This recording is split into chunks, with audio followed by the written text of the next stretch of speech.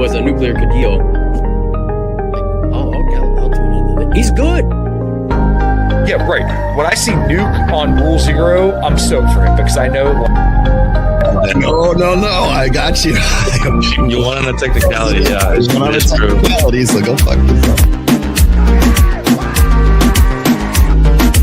I'm not here to convince you of anything, Angela. And there were content all the time. So I like fire testing all the content on the ground. You know, I believe that the right guy will come at the right time. and stay off the dating apps. Not good. I hate dating apps. That's where you find guys like me. That's how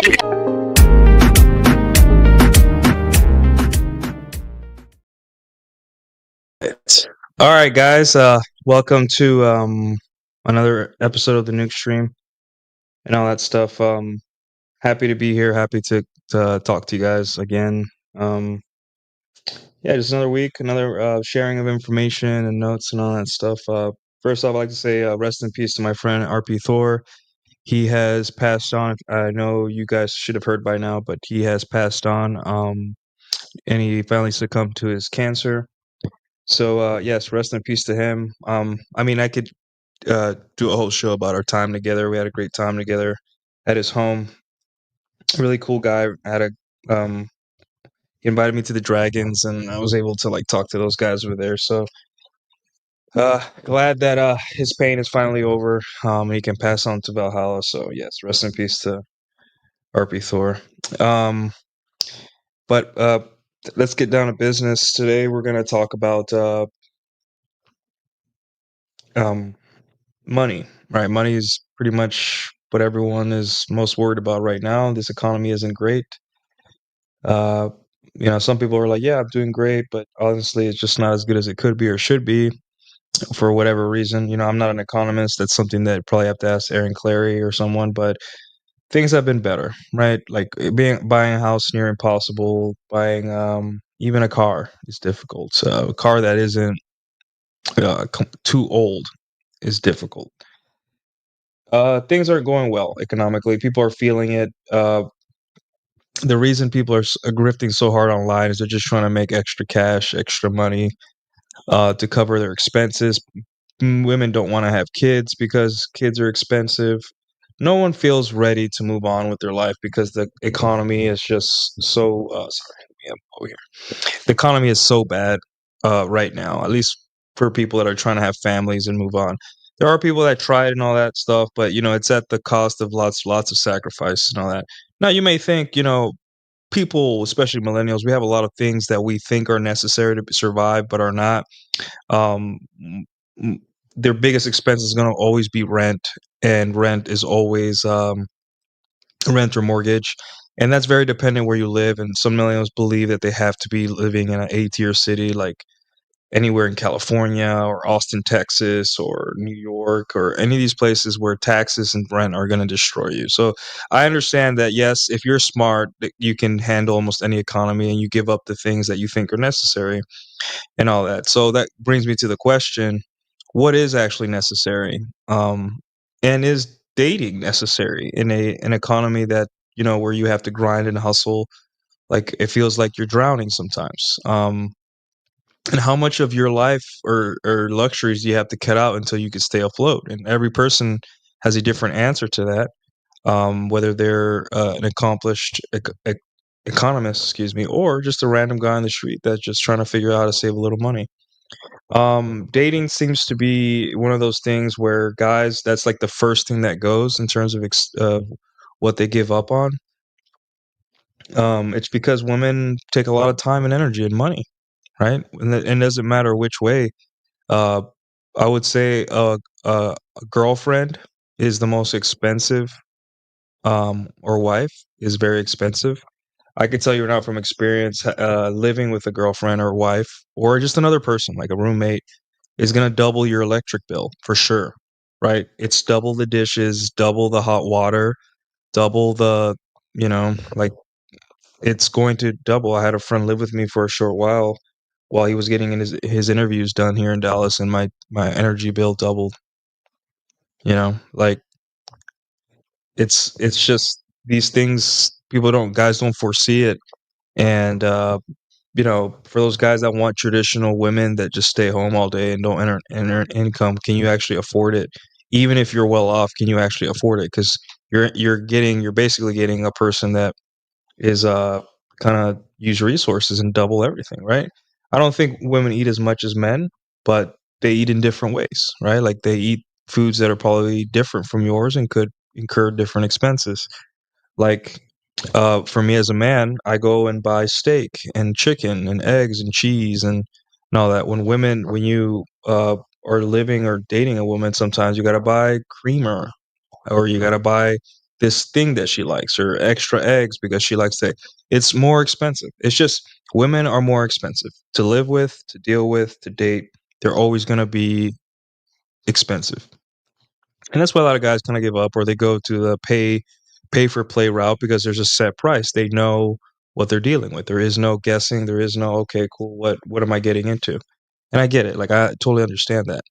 And in today's economy, dating usually is the first to go. We're done. Like, hey, I cannot spend a whole afternoon racking up a drink bill or a food bill, and then go home, maybe have sex, and then that's it. My whole afternoon is taken up, and I could have been doing something else, something productive, or spending my freshest free time doing something else.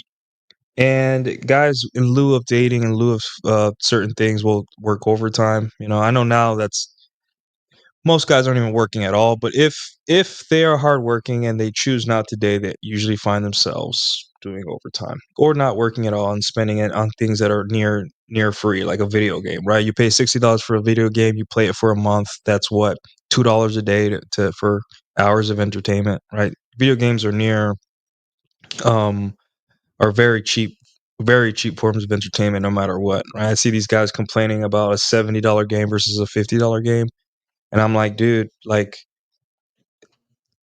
that's one drink difference between on a date. That's like going like you had one extra shot, right? And you're complaining about a video game how expensive it should be. I'm like, dude, you don't understand. Video games are the cheapest form of entertainment. Not cheap in quality, right? Because some games are amazing, but cheap in cost because they give you so much hours and hours and hours of entertainment, right? Um, And let's be honest, if they jacked up the price of every single video game to $100, people would buy it anyway. So I'm not complaining too much on the price of games, unless they're absolute shit. And some of them are, but they get the backlash they deserve if they do that. But in terms of women, what's the price of women? And we don't know. No one knows because one day you're at like a party, a dance night, a get together, a pool party, wherever you're at in a sexual zone, and you talk to a girl for 30 minutes, an hour, and you're taking her back to the bathroom, to your car, to your apartment, to the wherever. And it was free. You just had to pay the entrance, or you didn't even expect to take someone home that day. You're just paying in to hang out with your friends. And then there's times where you're like on a third date, you spend $150 on this girl, and every time you feel like you're getting closer, but you haven't yet. And guys are just scratching their heads and like, what is the set amount of money that you need to get women, right? Because men, we want it. We want if-then statements. We want data. We want to analyze things. But the truth is, guys, there really isn't a set amount of money, right? There is not. There is no like pay $3 every time you get laid.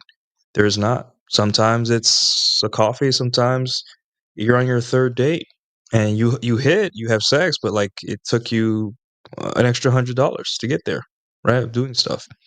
Now, luckily for you guys, there's people like me and other people in the chat that have kind of gone through this throughout, like throughout all the shoulds or this should be like this, and just said, let's see what happens. Like let's observe and let's see what happens.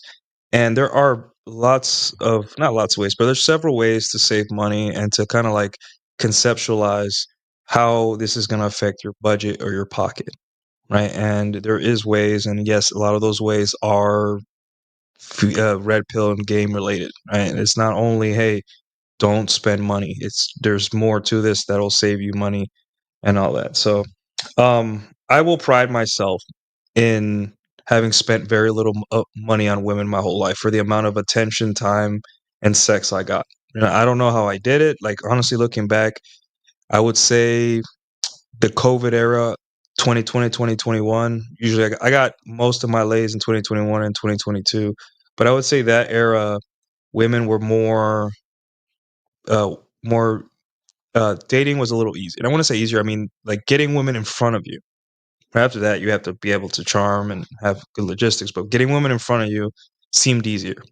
So there's that. And on top of that, women definitely wanted, to meet men. They were much more relationship oriented. That's my view, my point of view. Experiences may vary, but from my point of view, that's what I felt. Women chased a little more. Women didn't hang around as long, or sorry, hung around longer. Kind of gave you more second chances. But now, since COVID is gone and the threat of you, hey, possibly losing your job, your life, your parents, a lot of things, right? And that's what people don't understand about COVID. Um, that though COVID sucked, dating was better, but not because you were so different or anything. It was just like people think, oh, well, we're all going to die. Like, not necessarily, but people were afraid of losing their jobs, and some people did, right? I dated a Chinese girl that was an architect, photographic memory, smart girl, smarter than me, and she lost her job, right, at her architect firm. Um, and there is also people were passing, if your parents are passing and you're a young woman, that brings a little bit of uncertainty to the world. You're going to start looking for more masculine, more masculinity in your life in the form of dating, right? There was a threat of, like being yourself getting sick and not ever coming back, right? There was fear of long COVID, second COVID, third COVID, the jab hurting you, not getting the jab hurting you. There was a lot of uncertainty. Resources were low, like, the toilet paper thing, which was funny, but back in the day, people were like, "Oh, if Nancy down the street is grabbing six, that means I should grab six." And people were a little worried, just worried and anxious and stuck inside, and they needed, sex. Sex was the only way, like, for people to feel calm. So yeah, it was a time where women actually like gave a shit about dating and overall. And if you as a guy were like, huh, I'm getting laid or because I'm awesome, like, no, it's just the environment and the times kind of are the ones that drive women to you.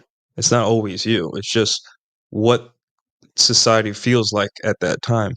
Um, so yeah, like money is always going to be a big part of whether you should consider dating or what type of dating you should consider, or if you want to stay married or go single or whatever. But I just know that you're not always going to be at the right place at the right time and bag a girl for like $5 drink or something, right? There's going to be times where you're going to have to invest a little. And when I say invest a little, I mean time, energy, effort, and ultimately money. So that's the thing here. This whole thing where like, hey, it's this way or it's that way. I'll tell you my experience. My experience has been it's everything, right? There have been times where I have gone and I've just been the right guy at the right time. And I took a beautiful girl home, a hot chick home, and things happened and it cost me near zero. The Uber I was going to get anyway, the drink, I just said, hey, instead of me having this drink, you have my drink. Like, it was basically cost me zero, right? Except a night. And I was like, wow. And then there was times where girls that were less attractive, that it took 2 or 3 dates. The first date was a drink date. Second date was another drink date or something a little lighter or something. And then the third day was like, I'm cooking for you, but I had to buy the ingredients. That cost me money too. Not that much, but it still cost me a lot of money, right? Um, and there is no like set thing way that you meet women unless there is an unless here, but we'll get to that eventually. So all right, Elon's most filthy jock strap, sir, you get one of these. And Thank you so much, best friend.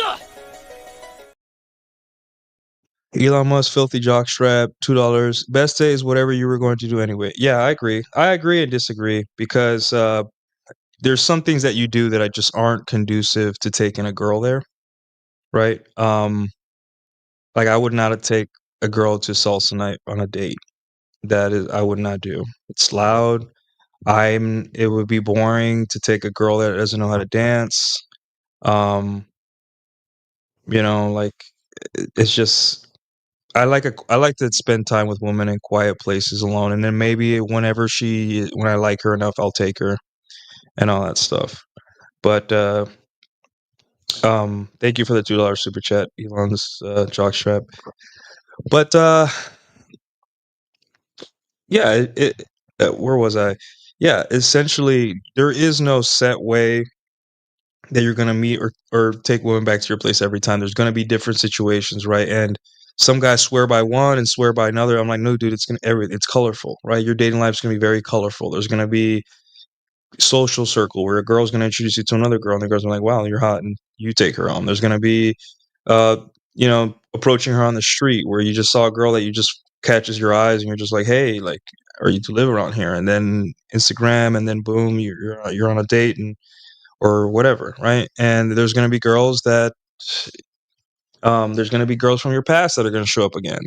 Coworkers that from an old job. Like, it's never going to be this place, this time at 9 p.m. where I always go up. That's where I pick up chicks. Now, there have been men that do that, but the problem is with that is that you get found out, right? The people kind of like, oh, that's that guy that he's always taking girls home and all that stuff. And for better or for worse, some guys don't care, right? But I like to move silently in my dating life. If I'm going to sleep with someone in any social circle, it's going to be quiet, pull them aside. Like, I've been with women that kind of told me like, hey, like, I haven't even told my best friend. Do I believe it? Not so much, but at least they're showing me like, hey, nobody knows about me and you.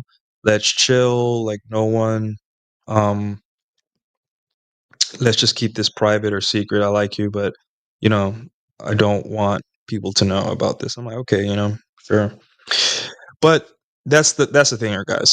So don't get caught up in like one way of paying indirectly for sex. Indirectly, operative word, is better or more common. It's just like when the opportunity comes, the opportunity comes, right? And there's gonna be lots of flexibility you're going to have in your dating life. I know a lot of guys don't want to hear that because they're like, women should meet me at exactly where I say at this time I say it.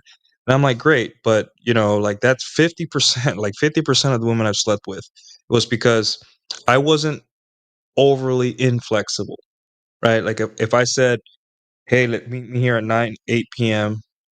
and they were like, uh, no, I can't do that. How about Sunday morning, 9 a.m. coffee or something? And I was just like, not the best, right? But the fact that she offered a time and like gave me like, hey, sorry, but I can meet this time and this time, then that gave me more of hope that she actually wanted to meet me.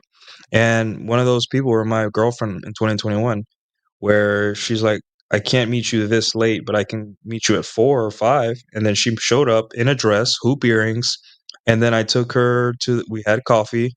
And then across the street, there was a bar, and I said, "Hey, have you ever had a Cosmopolitan?" And she's like, "No, what is that?" And then we had a drink, our first drink together, and after that, the rest is history. We became girlfriend, boyfriend. Um, so your flexibility, right, is going to be key when dating. And guys that are inflexible, that's okay, but you're gonna get less pussy. You're gonna get less sex. It is what it is, right? So how do we save money on dates? How do we keep not spend like $150 and all that stuff? And I'll tell you the easy answers. The answers the internet already kind of like harps on is just like no dinner dates on the first date, right? Unless you're a master at your craft, right? Unless because I had a friend here. I don't know where he is now, but I had a friend here who he showed me. He's been on money Twitter for a while, and he told me like, yeah, I just take there was this girl, like he showed me a really hot chick, and he's like, "Hey, I just took this girl to sushi, and then we hooked up right after, blah blah blah." And I'm like, "Okay, that guy is a master. Like he knows what sushi is nothing to him. He's a guy that makes good money, and also he knew that there was a level of burning attraction already through text, which is high level game, and it's risky because like you can't get mad if the girl's like, thanks for the sushi, bye. Like also you being ready for that rejection is going to sting more because you invested more into it, right? So if you have those things in place, by all means, go crazy, have fun. But most men don't have the money, don't have the patience and the acceptance of rejection, and also just can't tell if a girl is going to have sex with them before they meet, right? That's a very high level skill. You got to read between the lines. You got to see text frequency. A lot of times you can just tell girls you are their type. Like, he's a tall 6'3" white guy and, good looking guy, um, had an edge to him. So he would, it makes sense that 5'6", 5'4" Asian girls, Americanized Asian girls would like be all over him. So he kind of already felt like she's my type. She's texting me like crazy and I have the money. And if she says no, I'm not going to like throw a fit or become black pill or something. Right. Like you're good. You're covered your bases. You know what you're getting into. Right. But for the most of us, like even me, I don't, unless I'm old, really hungry too, 99% of the time, don't do dinner. Dinner is expensive. She's free to order multiple things at once, rack up the bill. It's a limited time because they're constantly trying to kick you out of the restaurant. And then you got a tip and you're full. Like, no one likes having sex on a full stomach. And then what are you going to do after? You're just going to say goodbye? No, you want to talk and maybe have a drink and lounge around or somewhere, right? So just not conducive to sex, not conducive to talking, and it just racks up money. So it's the least ROI for your bucks in terms of dating. And then the internet kind of like claps back and understands that and all that stuff. So yeah, we got a $2 from Fred Jacobs. You get one. Thank you so much, best friend. What's up, Fred? I haven't seen you for a while. Fred Jacobs with the $2. I go by the $2 and a fucking hot dog rule. I don't know what that rule is. Care to explain? Hey, what's up, Viking? Oh. Yeah. So okay, so the dinner thing, right? That's something that, unless you have mastery, don't even think. Even if you have mastery, like if you don't have to, don't. Another thing, okay, so not all dates cost the same. But I will say another thing is that kind of cut down your first date ideas to drinks or coffee. Uh, Coffee is a couple dollars here. Like a coffee here and where I live in Dallas is like $4.50, $4, $5 a cup, right? And maybe a bagel or croissant is like $4, $3, whatever, right? Not an expensive date, right? But here's the thing: coffee dates are kind of asexual. Like they're in the morning usually or before the nighttime. It's a quiet place where everyone else is quiet. There isn't Usually coffee shops don't have couches where you could just sit by each other. It's bright. Usually coffee shops are bright because people use it to study. Um, the good thing about coffee shops is that if you could spend once you have one coffee, a girl's not gonna keep ordering coffees, right? Caffeine will mess you up if you have too much of it. So usually you save money on a lot of money on coffee dates because the most you'll spend is like $20, right? Between maybe snacks or maybe you needed water because the caffeine and all that stuff. Highly recommend you drink some like mineral water to wash out all that coffee smell if you ever make out later or something. You may have to pay parking depending on if you live in the city. I certainly do. If when I did coffee dates and parking can be expensive. It could be up to it's like $15 for 24 hours here for 8 hours. So, there's that. There's hidden costs in America for literally everything. It's just the way it is. So yeah, coffee date is pretty cheap. But it's just not conducive towards sex. American women are very stressed out. The pace of life here is very fast. They're all in debt. They're all tired. They're working long hours. And sometimes a coffee date or a coffee isn't enough to de-stress them to the point where they can actually be fun, flirty, and sexual with you. But if there's nothing else, then that's what you have to go to. And it's not that bad, guys. As long as, you have the game and you're just also relaxed, it's great. A place close to you, and it's a very relaxed atmosphere for what it's worth. But I just don't see it as my first option. So I would say coffee date, $30 is like the budget for coffee date. Maybe less depending, but you know, who knows? hopefully you're going to a coffee shop that is classy, not like a raggedy coffee shop, like somewhere classy, somewhere where it's cozy, where it's, there's young blonde white women studying or walking their dogs that tend to be the best coffee shops and all that. And it's better if it's a coffee shop that's also kind of like a market, so there's snacks and whatever, right? Like girls got to feel like you took her to a nice place or you suggested a nice place and all that stuff, right? Um yeah, so coffee dates is just basically not not the most sexual place, right? It is, and here's the thing, right? There is that worry that it's very weird for women to go back to your place after a 10 a.m. coffee or 11 a.m. coffee on Sunday, right? Um, it's just a lot of women make plans later for their family. A lot of women have things to do. They want to set up for their Sunday. They they want to clean their house. They want to do stuff, but you inviting me back to your place could like put a whole block of stuff they want to do, right? So here's the thing, guys, and psychologically, this may make sense to you, not right. I personally want to be the conclusion of her day, of her weekend, of her day.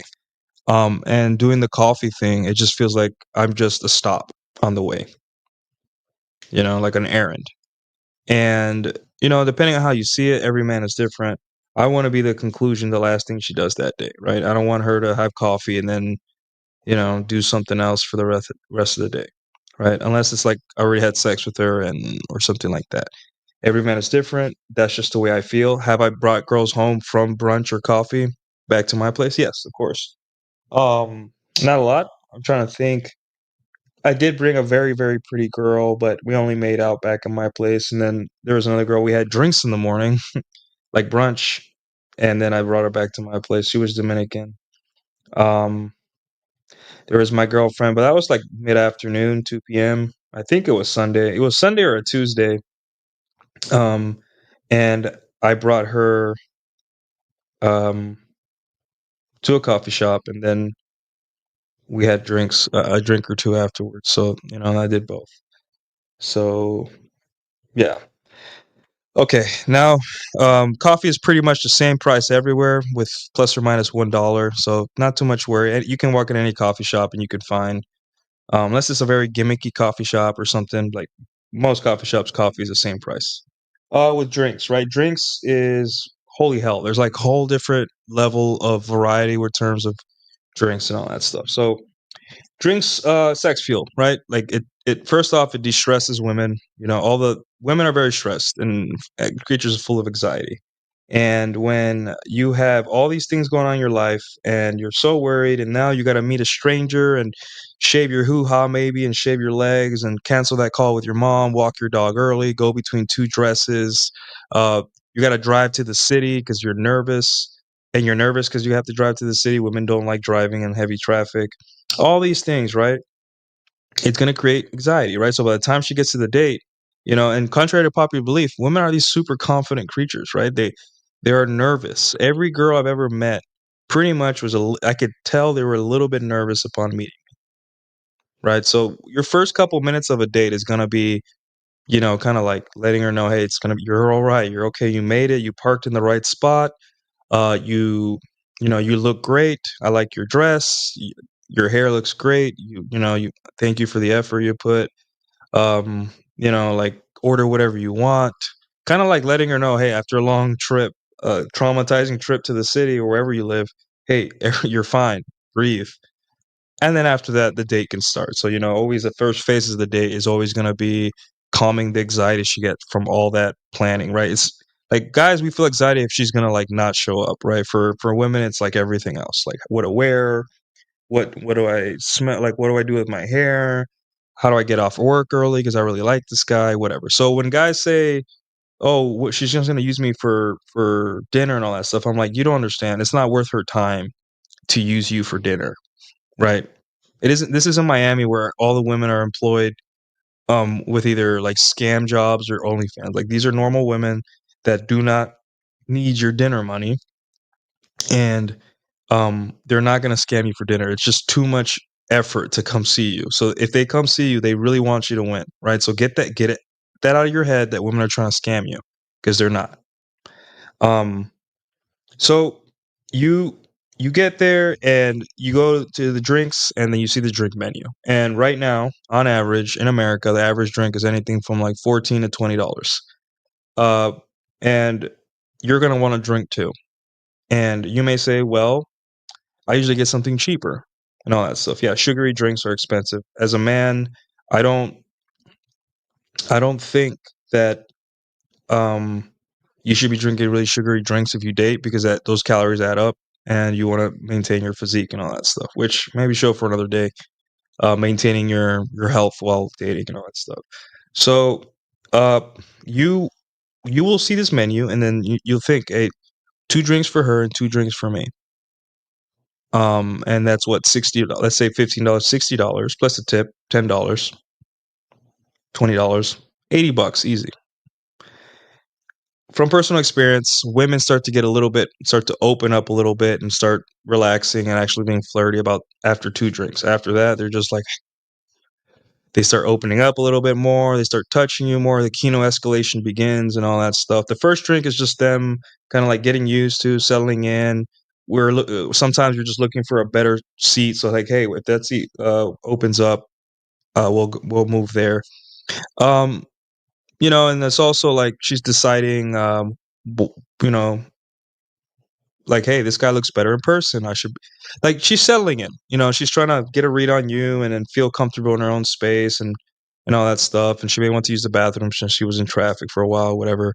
But for the most part, yeah, that's what the first 2 drinks are. And this is my experience. You guys experience, again, experiences may vary, but I think it's around, for most dates, 2 drinks is when women start opening up. And after that, you may think, hey, I'm done here, right? And that's up to you. So a third drink, a fourth drink may be necessary, but I would say after 4 drinks, most women are ready to either leave or leave with you, one or the other. It's usually around there. Women don't handle the alcohol as well as men, biologically speaking. And also, you want to also avoid drinking too much yourself, because like, for me at least, when I drink, my game goes down the gutter, right? I would say there is a sweet spot for me, and I use the mystery. I wouldn't say the whole mystery method, but I use the method where I mostly spike women with sad stories, and then happy stories, and then sad story. And I know it's a devious game that I play, right? But it works, right? It really works to spike women's emotions that way. Works like a charm. I know that if I know that if a girl sheds a tear on a date with me, I'm taking her home. Right? That's demonic high level information, but it is what it is, right? Your mystery used to do it all the time, and I'm not a moral person. Like, I'm playing to win. So if you guys ever want to talk about that stuff, get into my Discord. We could talk about high level game stuff, but please don't come into my Discord about complaining and I don't want to date and all that. I'm like, then it's not for you, bro. Go to another Discord. I don't care. Like, if you want to learn about like my secrets and my tactics and trade notes, then come on in. But if you're gonna like say, hey, I tried this and I quit, I'm like, well then, okay, cool. Your problem is solved, dude. You have a lot of free time, and now you can save money and do whatever you want. Like, leave us alone. But anyway, so uh where was I? Where was I? Okay, so yeah, around after 2 drinks, so I would say, okay, the bar I go to, the drinks are $15, $16, let's say 15, um, and all that. But most bars, that's what drinks are. Now, here's some ways to cheapen or to make the experience better, more bang for your buck, or cheaper, um, more less money. So, more bang for your buck. There's going to be bars that are very classy, right? That look expensive, that have valet, they have the nice lighting. The bartender is either a cool looking, chill guy that's, dresses well, or a hot chick with her titties out, whatever. It's not going to be some like ogre looking person behind there, right? It's going to be classy, attractive people. There's places where women are dressed very nicely, right? And I cannot stress to you enough, guys, that go to bars and lounges where women, especially women, dress nice, right? Women like women will feel more comfortable where there's people that dress nice, right? Do not take her to a grungy place like that, right? At least the first date, unless you know for a fact what type of girl she is, right? If you see her and she's like riding bulls and is holding a dead animal, right, in her Tinder profile or something, she's probably like a country girl. You could probably take her to a chill country dive bar because she's that type of girl. But for 98% of the other women that look like normal girls, take them to somewhere where the women are classy dressing. Now you may think it's more expensive. Not really. Most drinks are within two plus three plus or minus $3 of what a normal place, right? Like from 2-star to 4-star, drinks are going to be pretty much the same price. So don't worry, put in the effort to find a classy bar because that will make her feel even more comfortable. And also, it's a high investment signal, right? Remember, girls don't get invited to nice places because guys aren't even putting the effort, right? They're usually being taken to eat, and dinner dates are boring, or they're being taken to cheap places or cheaply planned or poorly planned dates. But if you take her to a nice place where there's classy people and people are dressed nice, she's gonna feel like, oh, this guy is not, this guy actually he cares. He took me to a nice place, even though the drinks pretty much cost the same. So think about that. More bang for your buck. In these nice places, they're going to do the bartenders want good tips, and they're going to be doing a lot of things. So the bar I used to take women at, my number one spot here in Dallas, the bartenders would bring you drinks sometimes inside of a treasure chest. They'll give you free shots too, and or inside of like a lamp, and then inside the lamp was like smoke or like mist, and then the mist would come out, and they would give the girl the drink and all that. And then the drinks were very well made with flowers in them and stuff like that. And guess what, guys? What does that show to the girl? That you took her to a fun, cool place. The lighting is like red, and the bartenders are really professional and they're really chill. They all look like, the mustaches with the turned up mustaches, that weird millennial look. Yeah, there you go. That's a high investment signal. And it didn't cost you extra, just that you found and researched a place that got you more bang for your buck, right? And that's important. More bang for your buck. And any part of your life as a millennial right now in this economy, you need to be thinking about that. So there's that. Now, in terms of saving money, right?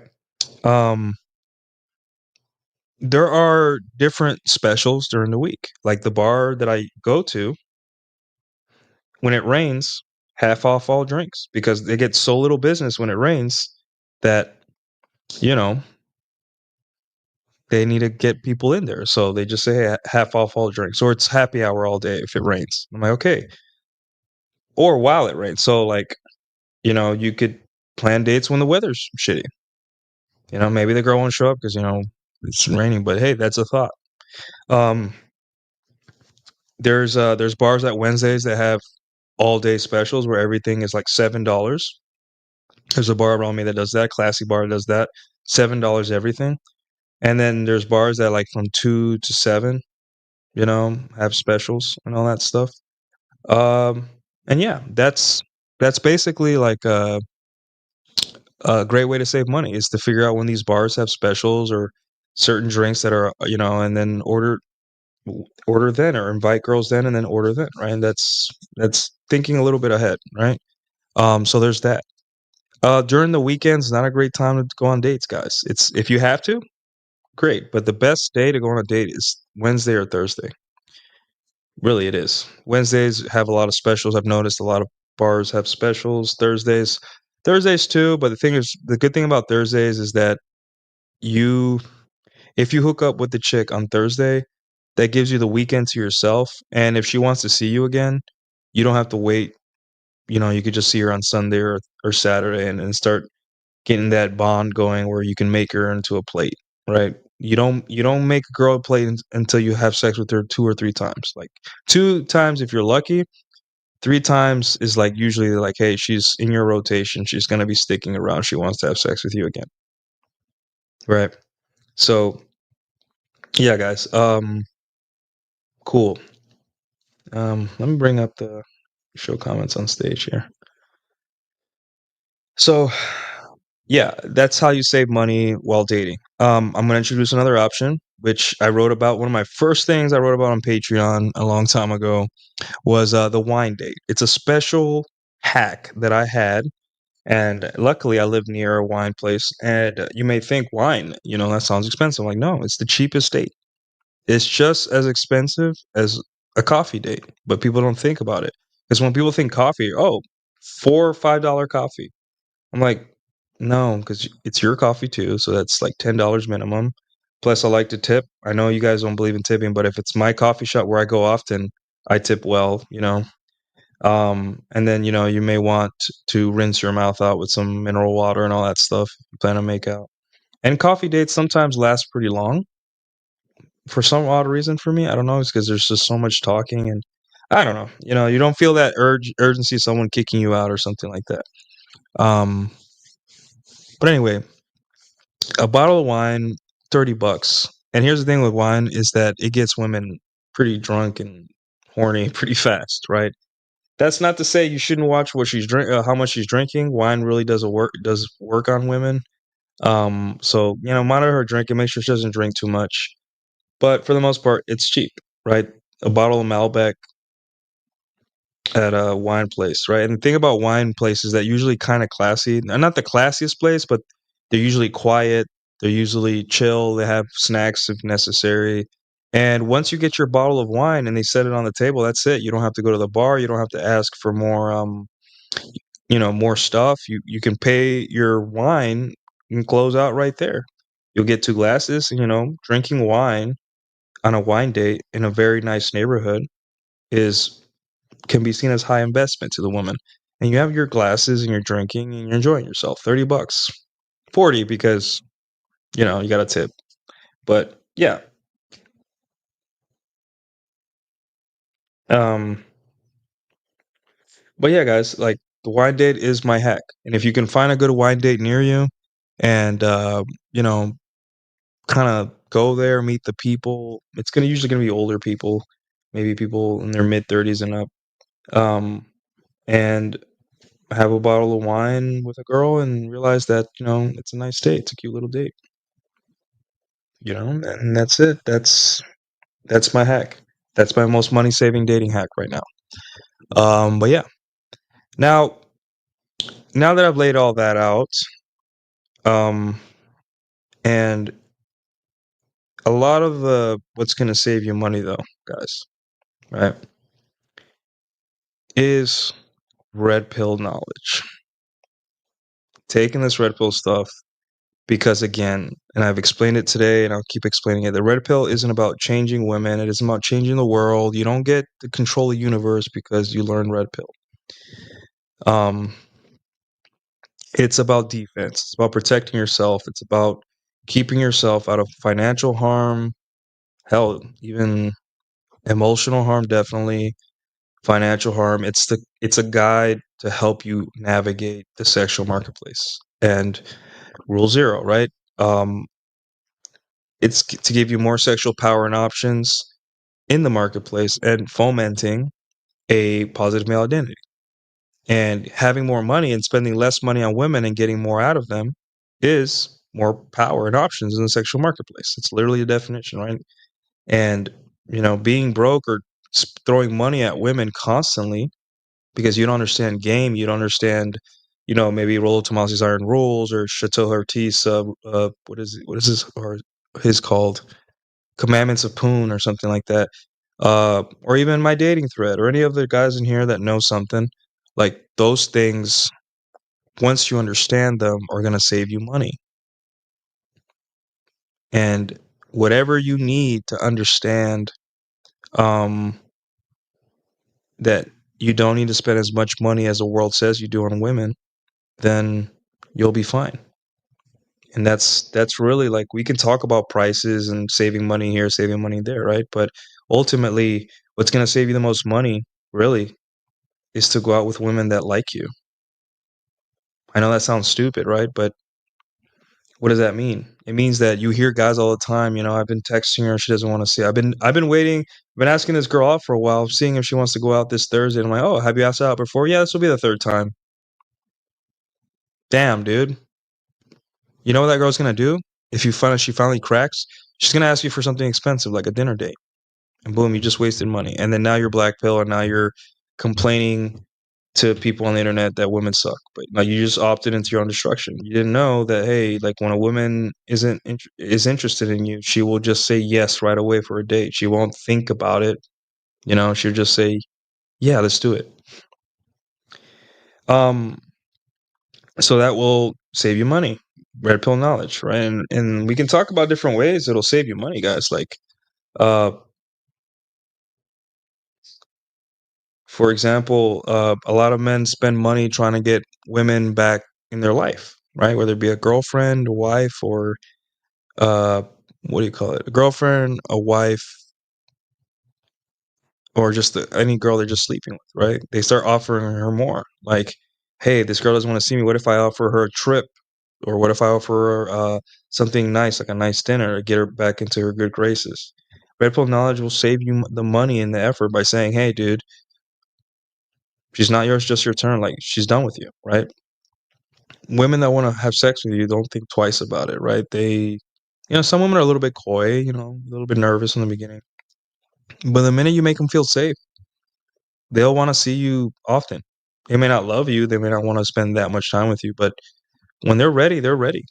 And they have their ways. Like usually what happens is you'll hook up with a girl, and then like 4 days later, 3 days later, she'll say, thank you, had a good time. And 3 days later, she'll send you like a meme or an Instagram reel on Instagram or a smiley face or something. And that's when you know, hey, I'm horny, come fuck me, set up a date, set up something because I want to have sex.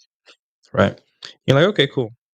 And then you spend even less money than the first day. The first day you may have had a little bit too much to drink because it happens. You have a good time with the girl. The drinks are great. The vibe is right. You're having a good time. You're opening up. She shed a tear.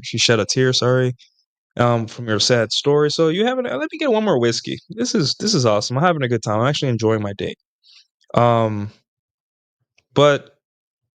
at the same time, not a lot of guys understand what it means for a girl to be actually into them, right? They really think that they have to pay that they have to pay money and get in there, and all that. But the truth is, you don't, guys. Like there is a cost of doing business, but when you understand that it's shit or get off the pot, it's either a fuck yes or a no, then you're gonna start saving money for dating, right? And guys give up there because just like no one.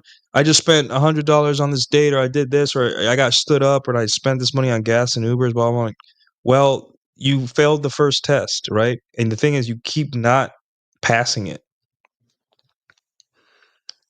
and you gotta like, when are you gonna learn, dude? That like it's fuck yes or no, right? Did you talk to somebody? Did you open up with someone of your friends and all that? No, you didn't. You just kept doing the same thing over and over again, and then mad. I'm like, okay, well, at some point, dude, you're gonna have to realize like you're wrong. You're doing something wrong, and you need to think that attraction isn't built through text, right? Through text is for planning a date, logistics, and then, hey, I'm here, right? That doesn't mean be robotic and cold on your through texting, right? But it also means like, hey, don't rely on texting to build attraction. There's a timer. Every time you don't meet a girl, every hour is her attraction is waning. So hurry up and meet her because there's too many distractions for you to like waste time, right? But yeah, we got a $10 super chat. You get one of these, sir. We'll give you the shrimp. Jesus answered, I am the way and the truth and the life. No one comes to the Father except through me. $6 shrimp special! $6 shrimp special for Fresh Princess Zamunda with the $10. Nice show. Thank you, Prince. Nice to see you here, man. And then we got Dark Knight Dev, member for 8 months. Thank you, sir. I talked to this girl. I texted her to go on a date. She never got back. I was tight about it, but I never contacted her after she didn't respond. Yeah, I mean, you're entitled to your emotions. Like I used to get tight about some girls that like like never text me back or set up something. Yeah, it happens. You're as a man, you're allowed to like punch the air, but punch the air alone in your apartment. Get it out. Go to the gym. Go for a walk. Have sex with another girl. Whatever you need to do. But after that, cool. Like everyone has their way of dealing with it, and yeah, on to the next one. Take your time. Take the time you need. At first, it's gonna take you 3 days to get over a rejection like that, or a girl wasting your time like that, and then eventually it's gonna take 1 day, and then you're gonna hope that a girl rejects you because a new game came out, or you want to spend time alone or something. So it just takes time. Like I would say, in about 3 years' time, from 2021 to 2023, um, I went from being mad for 3 days in a row when a girl didn't show up for a date or something to like hoping that she would cancel because I wanted to sleep or something. So and we're on our own journey, so nothing wrong with that. But yeah, what was the Discord link here? I'll share it in a second, guys. Yeah, I have a personal Discord that's like for me and the homies, and then I have my dating one. Yeah, it's pretty fun in here, but guys, like don't come in here like giving me sob stories, right? We're here to trade notes, ask questions, share stuff, share stories, share fun stuff, right? But please don't share like I can't get laid and it's everyone else's fault. Like I don't care, dude. I really don't, right? There's plenty of places on the internet for that, and it's not there, right? Obviously, if you say I can't get laid, what do I do first? Ask specific questions, and if you want to be vulnerable without people judging you, you can always pay, and I will be there for you all the time, right? Pay me $20 a month, and I will be video call whenever you need, text support whenever you need, and just a voice to talk to whenever you need, right? Tailored to your problems. But other than that, I cannot be in there just listening to you complain and like, great, dude. Like, what are we gonna do? What's the plan now? Right? No, yeah, dating Hashra is like my business one where if you need to talk, or the general board is free, but everything else is paid for and all that stuff, right? And then the my personal one is my name, and then you guys can go in there and there's different boards and all that stuff. Right now, the video game board is private because it's more of like the guys that I trust more on the internet, and all that. Sean, you're welcome to join that if you like. But for the most part, it's you guys have fun in there and do whatever. But so yeah, um, cool. Discord link. Hold on. Discord link is Jockstrap. It's in the. I think Jack just shared it. But yeah. So where were we? So yeah, red pill knowledge. So there's different things. Red pill knowledge, like okay, examining or predicting when a girl is going to show up. So Ubers are expensive, right? And also gas. Like it's your gas money, your time, and your effort. So do not leave the house before she says on my way. The minute, even if you're like 20 minutes away and she's like 5 minutes away, hey, I'll be there in 5 minutes. That's when you leave your house. Take a shower, chill in your bathrobe. But until she says, um, I'm on my way, you don't fucking move, right? You don't move from your couch or from your house. You stay put, right? Because if you go and she doesn't show up, then you're gonna drive and spend all that time. And yeah, like there's one way to save time and money.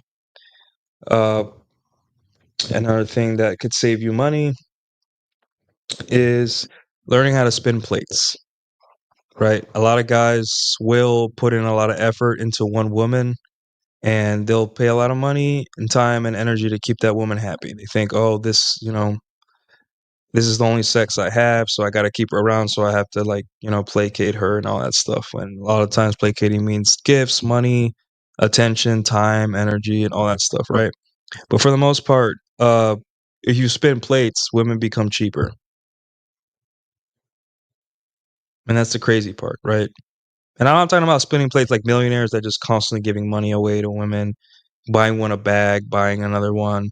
you know, court tickets to a Mavs game and buying another one, you know, a dress or something, right? Um, it's like literally like when you spin plates, right? The anxiety goes away that you'll lose, that you won't have sex. You'll feel like, hey, if one girl falls off, I still have two other girls or three other girls. It doesn't matter. Um, girls can girls can smell the options on you, the way you move, the little hair they found in the toilet. Um, you know that conditioner bottle she sees in your shower. All these things indicate, hey, um, you know, there's another girl, so I better act right. So I better ask less of this man, right? Because I can get replaced. You see, you save money by spinning plates. Like really, like three girls are always going to be cheaper than one, right? Um, and that's the thing here, guys. That's like the dark truth that women don't want us to know, because women know that if you're the only, if she is your only source of sex, excuse me, sorry, she has leverage, meaning she can ask you for more. She can make you do more things, and she can feel the fear of you losing her and losing your only access to sex, right? Now, there is dread game, right? And that there is plenty of resources on that. But if you're single and you're spinning plates and you just found a guy, I found a gal that, like, you know, and there's always going to be that one gal that you're just like, that's hotter than the rest, that is better at sex or more pleasant, whatever she's going to stand out from the other girls, and you're going to want to keep her around, right? There's going to be this creeping desire to like treat her a little better than the other girls, right? But the thing is, you can't just treat her special. She is a girl, she's normal. Just because she has big tits or gives you good head or um cooks for you or whatever doesn't mean you treat her super special, right? She is a girl. She wants a guy that feels like that can replace her at any moment. That's their excitement. That's their fun. So spinning plates is a way to save money. Oddly enough, doesn't make sense, but it does, right? A girlfriend is much more expensive than three women. I can promise you. Your energy bill goes up. Your food bill goes up. Your fun bill, goes up. Um, if she isn't on birth control, your condom bill goes up because you get more sex, but you got to pay for condoms and all that stuff. And yeah, pretty much, guys. Like, it's literally that. It's just cheaper. And hopefully, I explained it well enough that it makes sense, right? Uh, yeah, and like Todd, I'm saying here, um, this has been super difficult for me as I've learned, man. I have to consciously stop myself being too generous. And the thing is, guys, like, and here's a part, I had to get to this eventually. As you get older, right? I'm 36. Todd, I don't know how old you are, right? Women do not like cheap men, especially if you're older. They do not like cheap men. Young women know their worth in this country, and they know it very, very well. And you can complain all you want about women don't want only like rich guys. It's not that they like rich guys. It's not, but they don't like poor guys. They don't like guys that look too long at the check, right, when signing it, right? So whatever it is, make a conscious effort to just look, tip, sign, and throw it away. That, like, remember, women have never asked me how much I make. They don't care how much you make. They care about your behaviors and your habits around money, right? If you open the check and you just look at it and you're analyzing it and you look up and you make calculations, there's just going to be like, man, she's never been here before. He's never spent this amount of money. It's a turnoff, right? But if you open the checkbook and you're just like, not that bad. I usually say not that bad, which usually, I make decent money. So it's like, whatever. Sign it, close it. Boom. She's going to be like, wow, he just threw it right back. He signed it, gave it a tip. And, sometimes, tip well. A little secret I do is like, when I go to my favorite bar, I tip well. Right? It is what it is. Guys, I don't have a lot of expenses. I don't like expensive things. Like, I don't even know, what is it that I spend a lot of money on?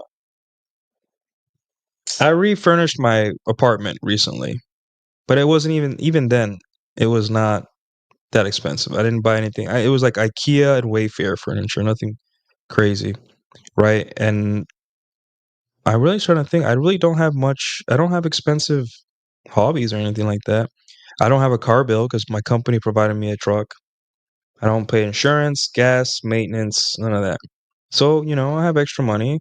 And so if I pay $80 for a day, $80 for drinks at my favorite bar with a hot girl, and we're having a good time, and her hand is on my hand, and she's showing off her tits very well, and she showed up in a dress with nice, she did her hair and all that stuff. 50 $50 tip. I'm not gonna miss 30 extra dollars, right? I see that as an investment, and one little trick I used to do is I would leave the checkbook open, right?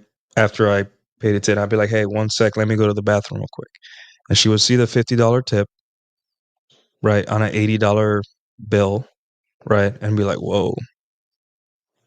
Right? I'm not saying that would be a guaranteed reaction, right? But it's kind of showing her like, "Hey, I'm not cheap. I'm not cheap. This is my favorite bar. I had a good time. What it's worth, I don't have a lot of expenses, guys. Like I spend somewhere, and my thing was women. That was my hobby for a long time. So nothing else. My piano's already bought $800 in 2020. Sorry, no, 600. I bought it on special. 2020, I paid $600 for my piano.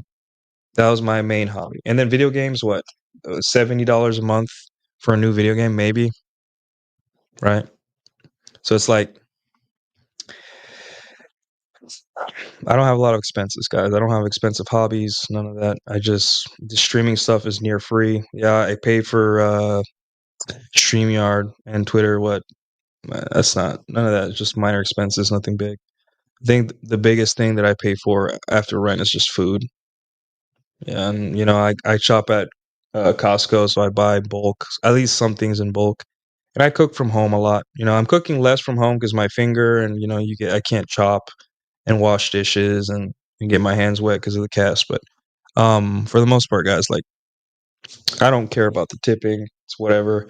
I get treated so well after like the other day. Um, I went to Vidora and it was a fun night. Enjoyed myself, and I usually tip really well. Like if I buy $30 worth of drinks, I tip $20. Like something like, and also when I'm drinking, I kind of like am super generous, whatever. But it's like the only thing I do for fun anymore, right? At least in these last couple months. And when I go there now, like there would be like I'll do something like that, and then the next couple days I'll have like 4 drinks, and then my bill will be $15. 4 margarita or like 2 margaritas, 2 beers, which is like $50. It should be, and it's like $13, right? And then I still tip $30 on top of that, right? And I never wait for drinks. There have been a time where these girls, right, that were in the dance scene, they were right next to me, and one of them was one of these BBL older women, right? Like, entitled. She was good people. I saw her last Friday. I went dancing last Friday. Had a good time. But what was I saying? And she's one of those women that probably got a BBL because she just wanted more male attention and free drinks and all that stuff. And I pull up to the bar, she's there. She's like, "You should buy a drink for us," playfully with her and her friend. And then the bartender came up and handed me like a margarita, and I said, "Oh, I didn't order one." She's like, "No, man, it's on the house." And then I look at them. It's one of those coldest moments of my life. I look back at them and I'm like, "No, I'm the one that gets free drinks here." And then I walked away, and they're like, "Oh my god!" And yeah, I mean, she's my friend, but like that was the most badass thing I've done in a long time. Like these two, sorry, women, they're probably in their late 30s. Were like, "Aren't you gonna buy us a drink?" And then the bartender, right at that moment, hands me a free drink, and I turn to them and I'm like, "Nah, I'm the one that gets free drinks here." God, just thinking about it makes me happy. That's my holding women accountable. There you go, guys. It was the coldest thing I have ever done. Okay, coldest thing I've done in a long time.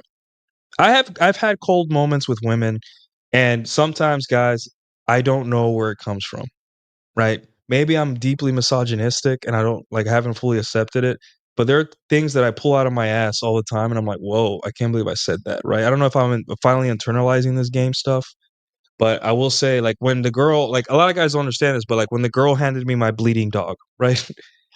Little Tadashi bleeding, 1-year-old Tadashi bleeding, handed him over to me, and you know, she couldn't see me. She told me, I can't see you anymore because I'm seeing I'm seeing a guy. I'm seeing a guy I'm in a relationship with, and mind you, I saw her naked the week before. So I'm like, okay. And instead of getting mad, instead of being like, "You sure we can't hang out?" For some reason, I just said, um, "Don't mess this up. I believe in you." With a fucking smirk on my face. 3 months later, back in my bed. She was back in my bed. Her relationship failed. We rematched on Hinge, and she hit me up first on Hinge. She was like, "Oh my god, Nuke, what's going on? How come you never reached out to me?" Blah blah blah. And I'm like, "Oh, I thought you were in a relationship. I respect that." With an evil look in my eye. And then yeah, we banged it out till December of 2023. Right? Yeah. I don't know where I pulled that line out of, but it was like that's why I'm sharing it with you guys. Like it's a great line, man. It's the coldest thing because remember, women are looking for confirmation that they made a good choice. So they kind of like put you in a bind to see that you were gonna like simp out, right? But I didn't. I just said I wished her well, and I almost wished her like I was a coach. I gave her the coach treatment, like a coach, like when you coach somebody, like on a sports team, you got your player, and they're gonna move on to another team or another college, or they're gonna go to college, right? And you don't tell them like, how could you do this to me? You tell them like, don't mess this up, kid. I believe in you, right? And the kid's gonna feel like, whoa, like he really believes in me, and all that stuff. I coached her out. I took such a high level of mastery and kind of like dominance over this young woman that was 26 at the time, 25. I don't remember her age, 25, I think. That she was like whoa, he really was my he really trained me up, right? This is how women should be treated, like not like a kid, right? Not like a baby, but like you're the coach and she's the, I guess, I don't know, some kind of teacher student position, right? Like I was Master Uguay and she was I forgot his name, Poe, right? Like she thought she was gonna do something by affecting me mentally, and she thought, oh, this guy's gonna say something crazy to me, I bet, and he just wished me, and I was like, okay, well, good luck. Anyways, yeah, there have been times, guys, where I pulled out very cold stuff, very cold lines out of my ass. I don't know where it comes from. Maybe I'm just internalizing this stuff and all that stuff. But who knows? If I remember any other instance, I'll let you guys know. It's just been so many dates that there have been. Yeah, I don't know. Yeah, I guess it's just like Jack says. Maybe um I'm used master. Yeah, and Grim Villain, the cook in your pocket stuff, right? Like the guys that want to hold women accountable, the guys that want women to always like pay for their choices and all that stuff. I'm like, great guys, but like if you really want to make them pay, fuck them a lot. Having sex with them is pretty awesome too, Like I promise you, bending over a woman in front of the mirror, right? Or grabbing her hair in front of the mirror and showing her how hard you're having sex with her from behind and telling her you're her slut is better way to get your revenge than yelling at them on the internet, right? Or telling them that they shouldn't do this and they shouldn't do that. That's me personally. I don't know. You guys have your own way, but I personally, and I got my revenge by she showed up in my life again, and then I proceeded to bang, to like hammer it out for a couple, and it wasn't soft, loving. It was rough. It was like like it was like cathartic. Like this woman needed rough sex. Like whatever she was going through in her life, I hope she figured it out because this woman would, it would be like I would worry. I'm like, hey, like you're bleeding a little bit, like and she's like, I don't give a fuck. And I'm like, okay, cool. I'm not going to the hospital. I don't want to go to the hospital. It's the middle of the night. I don't want to like drive you. I'm tired. But okay, so yeah. Um yeah, and it's just, guys, you just got to be able to take rejection. Taking rejection well is going to save you money, right? It's literally the most money saving habit. I would say the second most money saving habit is learning how to cut a whole chicken. Right? I was astounded about on the price of a whole chicken, and then that's the price of a chicken cut up. The cutting is adds so much more price to the chicken. Who the hell knew? And it's like, do I really want to learn how to cut a whole chicken? Maybe one day. It'll probably save me lots of money. But it's crazy how, like, I looked it up on Instagram and then I verified it with Google, and like, that's the second most money saving skill I've ever seen, was learning how to cut a whole chicken. And number one is being able to take rejection from women. Really, it is. You'll spend less money saving, or you spend less money on maybe women that are just like, I don't know, maybe if I see you. Because to you, like, you understand, like, hey, a maybe is a no. A no is a no. A maybe is a no. A yes is a no. And a fuck yes is a yes. Right? You have to feel like it's something that, like, women are good communicators, right? In terms of when they're ready to do something. And she will let you know, guys. She will let you know. So, all right, let's take a quick break. And guys, if you super chat me $5, I'll play one of the old intros that you guys miss. Oh, okay. Let's take a quick break.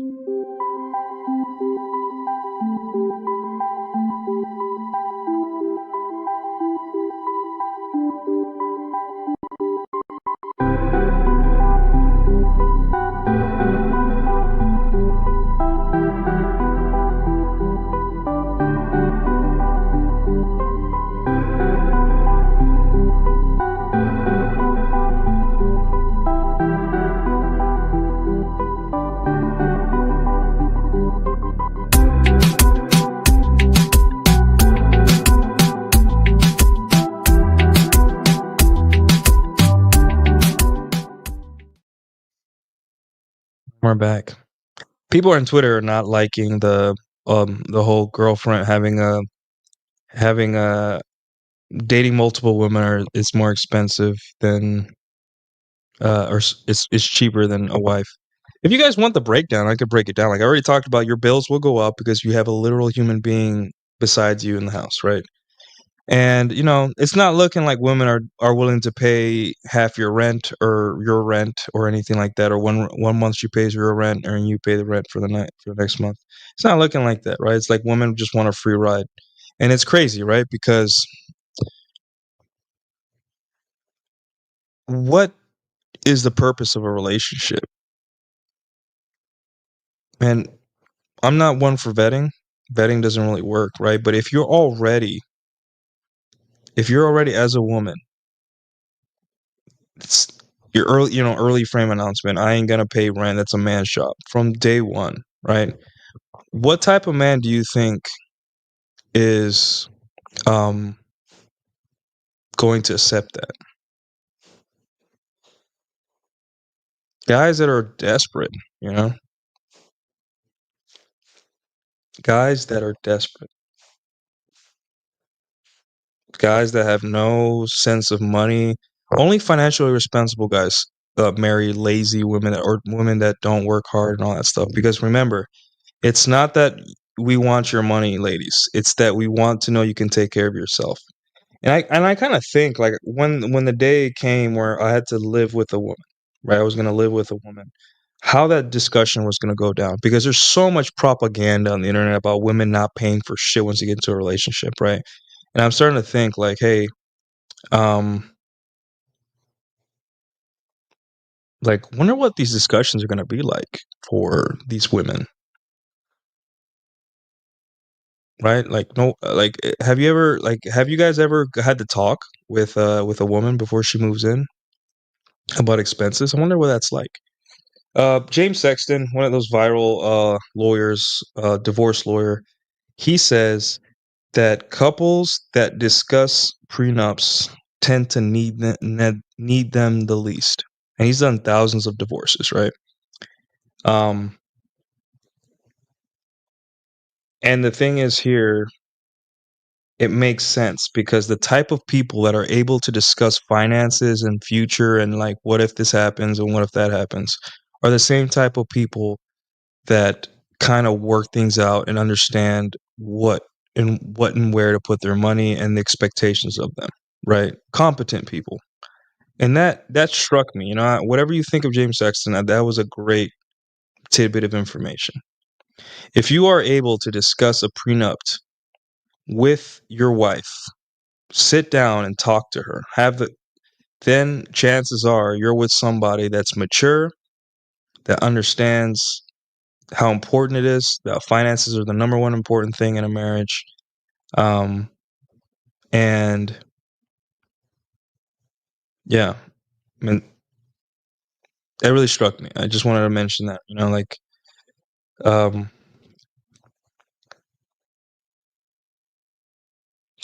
once she moves in, guys, it's like you don't have the same leverage as you did when you were like living alone, right? She knows your bullshit. If you work from home, she's gonna be there, in and out. She has all these things that you didn't know, habits, spending habits, all these things. Yeah, and I've never been married, right? But having a girlfriend, there's things you got to think about in terms of saving money. So let's move on to that portion. We talked about, hey, like ways to optimize money saving when on actual dates. We talked about, hey, red pill knowledge will be the way forward in terms of like the most money saving habits is learning rejection, learning red pill, um, you know, the mental models are there not only to save you emotionally, but to save you money. Because emotional distress will cost you money, right? In some way or another, you're going to pay. It isn't like you're just sat at home. You're going to want sex. You're going to want this. You're going to want that, right? So for women and dating seriously long-term relationships, right?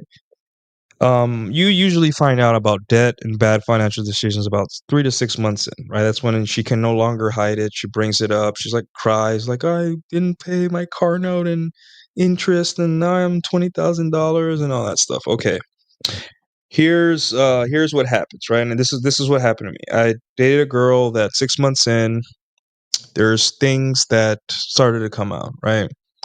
She didn't have good eating habits because when I met her, she had a little bit of a gut. I thought she was adorable, so I'm like, I'll overlook it. And she is exercising. She would run every day. Like she was. I'm like, okay, as long as she's like giving it a shot. And then when it gets to the point where she has that like genuine desire for me, like she can't get enough of me and wants to make me happy in any way possible, then I'll introduce like, hey, we're going to the gym. You're gonna stop doing this, stop doing that. But the thing is, throughout this testing period of me testing how much she actually liked me, she gained weight. You know, she stepped on my scale like maybe she was like 120, and then she stepped on my scale a couple months later. She was like 132, 135 or something. And the thing is, I didn't even notice. I don't know if I had a girlfriend goggles. I barely even noticed. Maybe it went somewhere that I.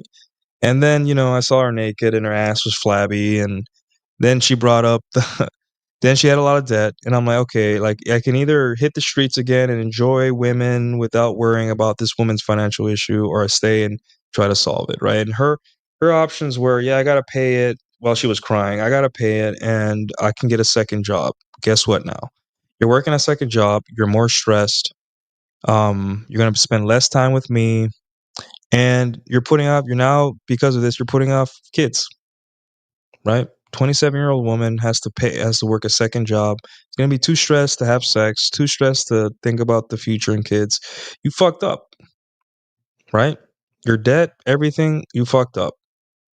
You didn't set yourself up to be happy in a relationship, right? No, it was flabby, Thelonious. It was just flabby. No ass. Like I saw it one day. I think she was in underwear in my apartment. I was like, oh hell no, I don't know.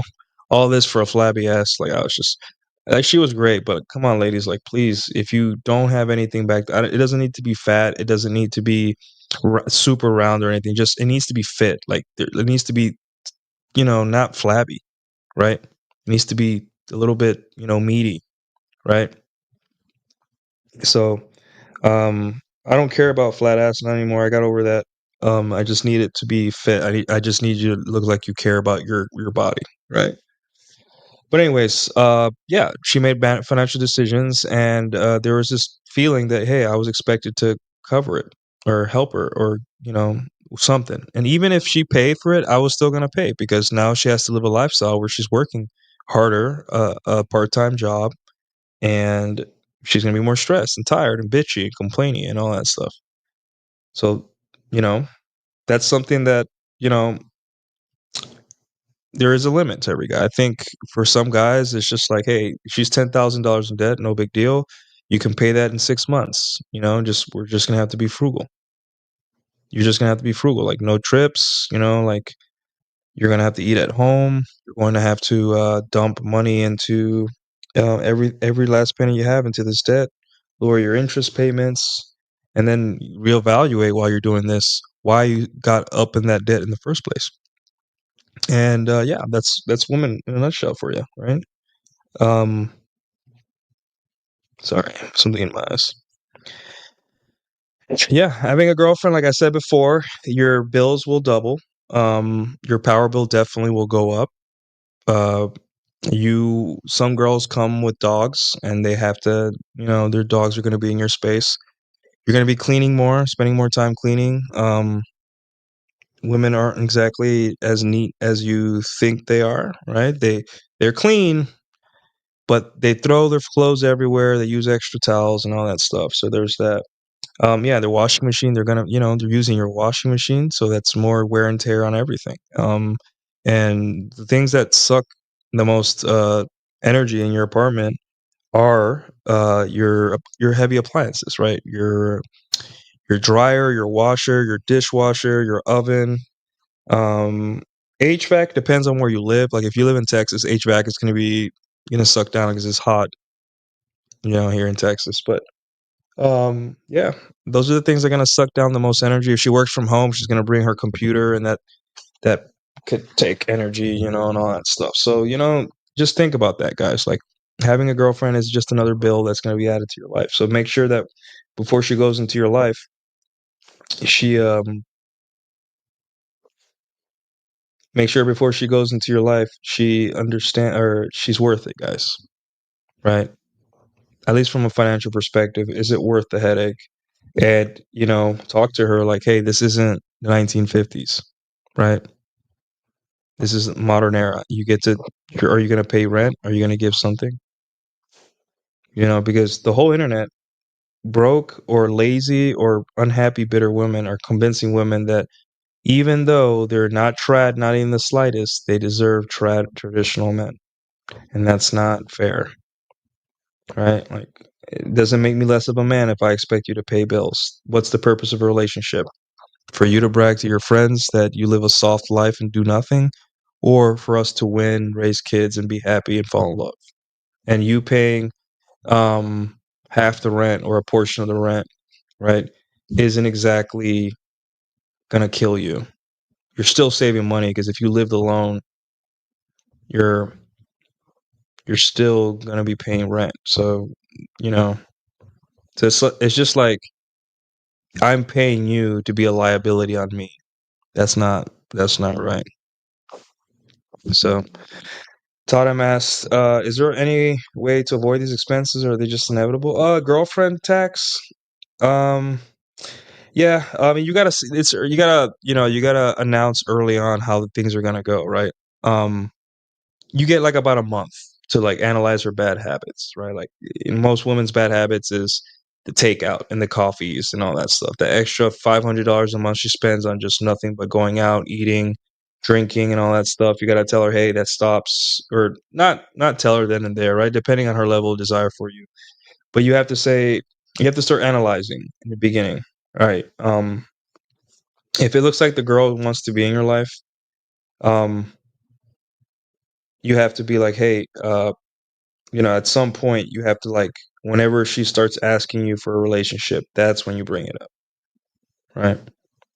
So don't wait a year into the relationship. Don't wait Don't wait. Don't not in the first 2 weeks, right? Wait until she's like, "Hey, but what are we? I don't know." And I'm like, um, "I like where this is going, but here's some things that I would like you to change before, and be sweet about it. You don't have to be like, like these shows, man. They're just like angry, like, listen, bitch, you're gonna do this, or else I'm be like, hey, like I'm starting to fall for you too, and I like you in my life, but I like you to change these things.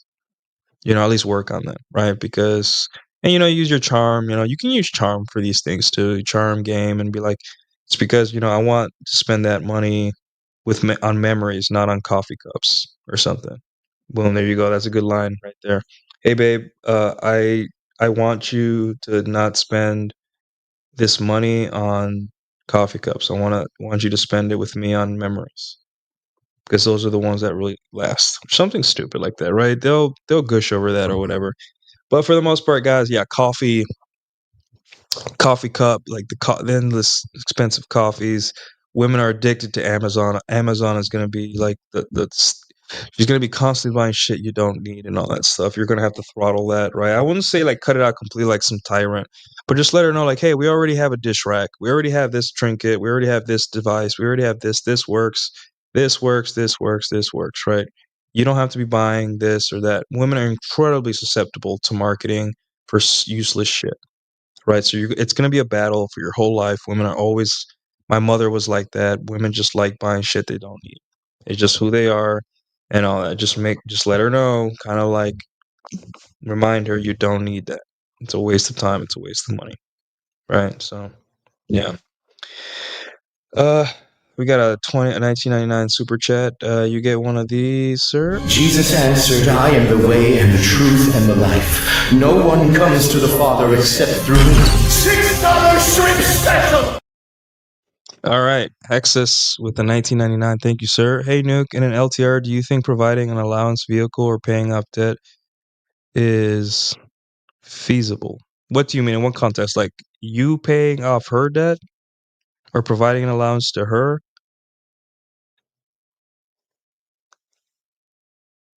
Oh, do you mean paying off her debt?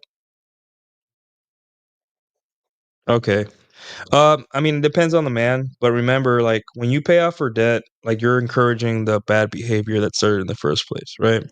You're communicating to her like, hey, you made a mistake, multiple mistakes, multiple times, repeatedly, and I'll save you this time, but next time don't do it, right? No, you gotta let her like kind of like squirm a little bit, right? Like your children, when you tell them not to do something, they do it and they're crying to you, and you're just like, no, I'm not gonna help you. I told you not to do it. Squirm, right?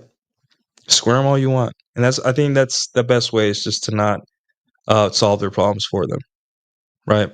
Like some guys offer like, hey, if you pay 1,000 on your debt, I'll pay 1,000. I'll match whatever you pay, whatever. I'm like, no, just let her suffer. She is an adult. She can suffer the consequences of her own actions. This is what holding women accountable is. Holding women accountable isn't some strange woman you don't know on the internet telling her what to do. Holding women accountable is essentially um,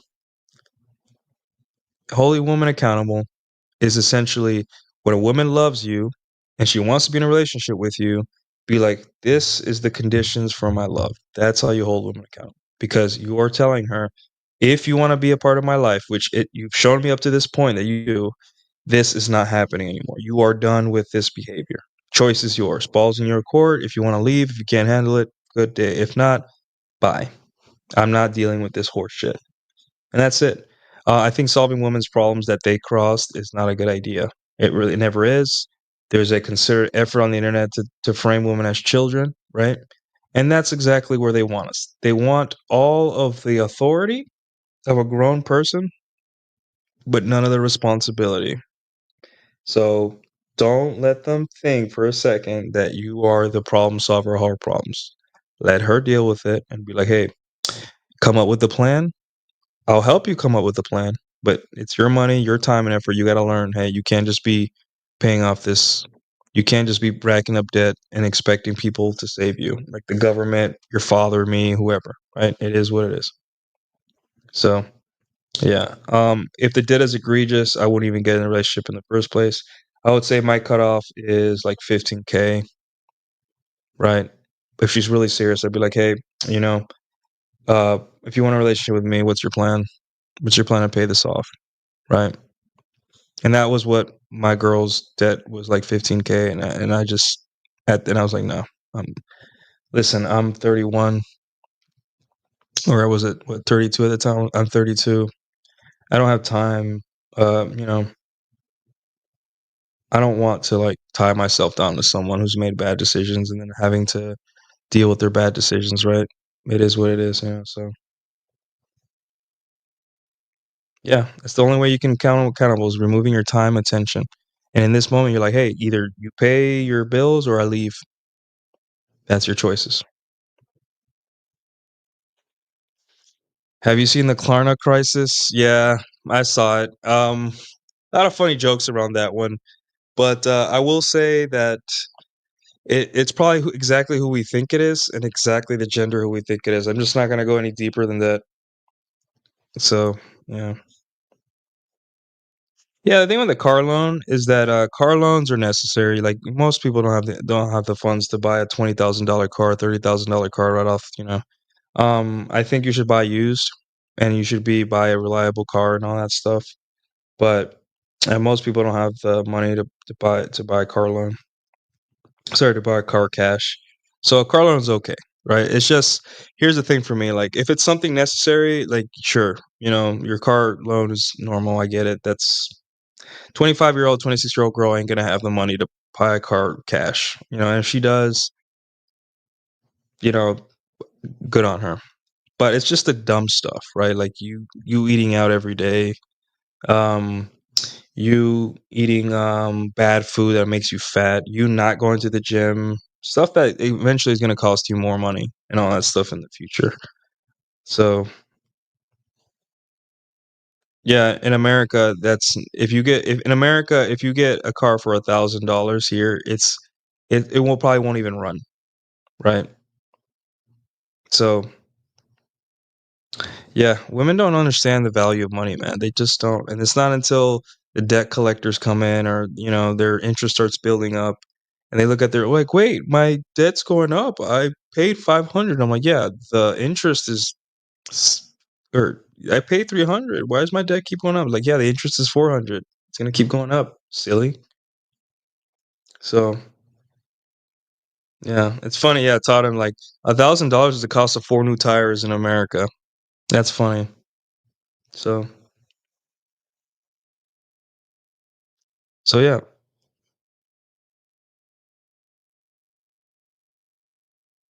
Yeah. So, um, yeah, women can be expensive, guys. Women can be expensive. I don't know. I'm trying to think if there's women have any expensive hobbies, but their hobbies are drinking and partying, um, and retail and all that stuff. Now, there are women that have cheap tastes, right? There are women that don't really shop expensive clothes, but they still like to shop for clothes, right? And that's what I'm saying. Like, do not be that type of guy that's like, my woman will never shop for stuff that she doesn't even know.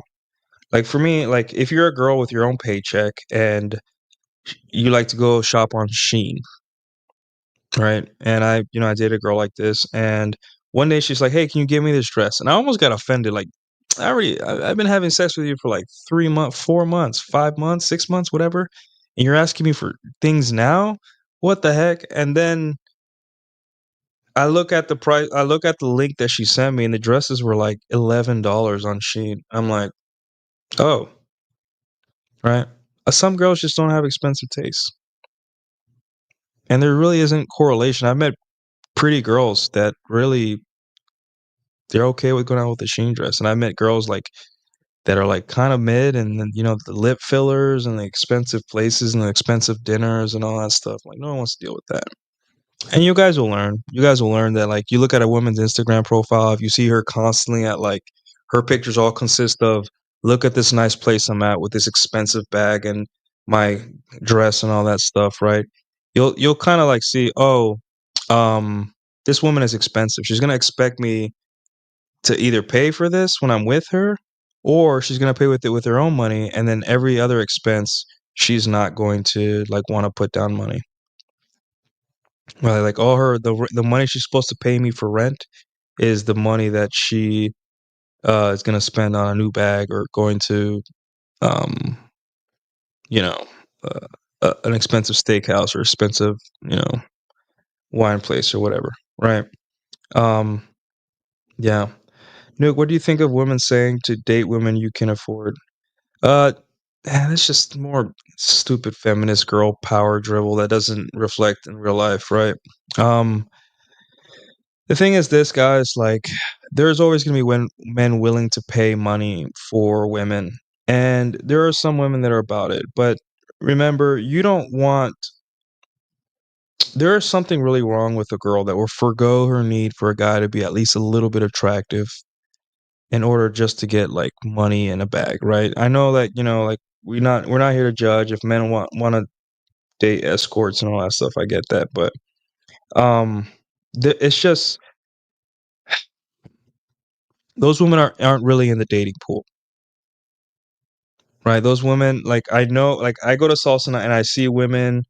I saw another woman with a giant, weird, comically big BBL, where it's just like, and they just went to the bar and stood there. And for what it's worth, a lot of guys are like, "Oh, those girls are not in the dating pool. Those girls are not actively seeking loving relationships, 50 like where they're willing to give money. Those women are just in search for suckers, guys that pay to be around them, to give them free stuff. They're not they're not like just don't consider them part of the dating pool. They're not in the dating pool. The Argentinian woman that was next to me that was gorgeous, um, she was talking to me and all that stuff. Women like that are in the dating pool because she was hot, but she and trust me, she looks great. Like in I've seen her in like yoga pants and like a top, a small top, and trust me, she looks better than the BBL girls because her body is natural, right? Like very Coke bottle shaped body, looks great.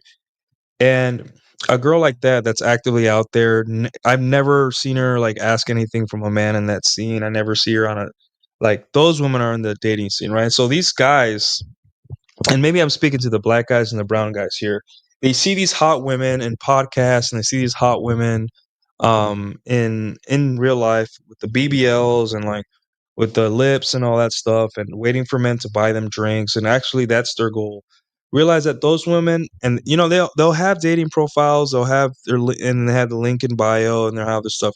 Guys, those women are not in the dating pool, right? Those girls are not receptive. Those girls are have made an investment. They've cost a Rubicon where they put a lot of money into a life-threatening surgery, right?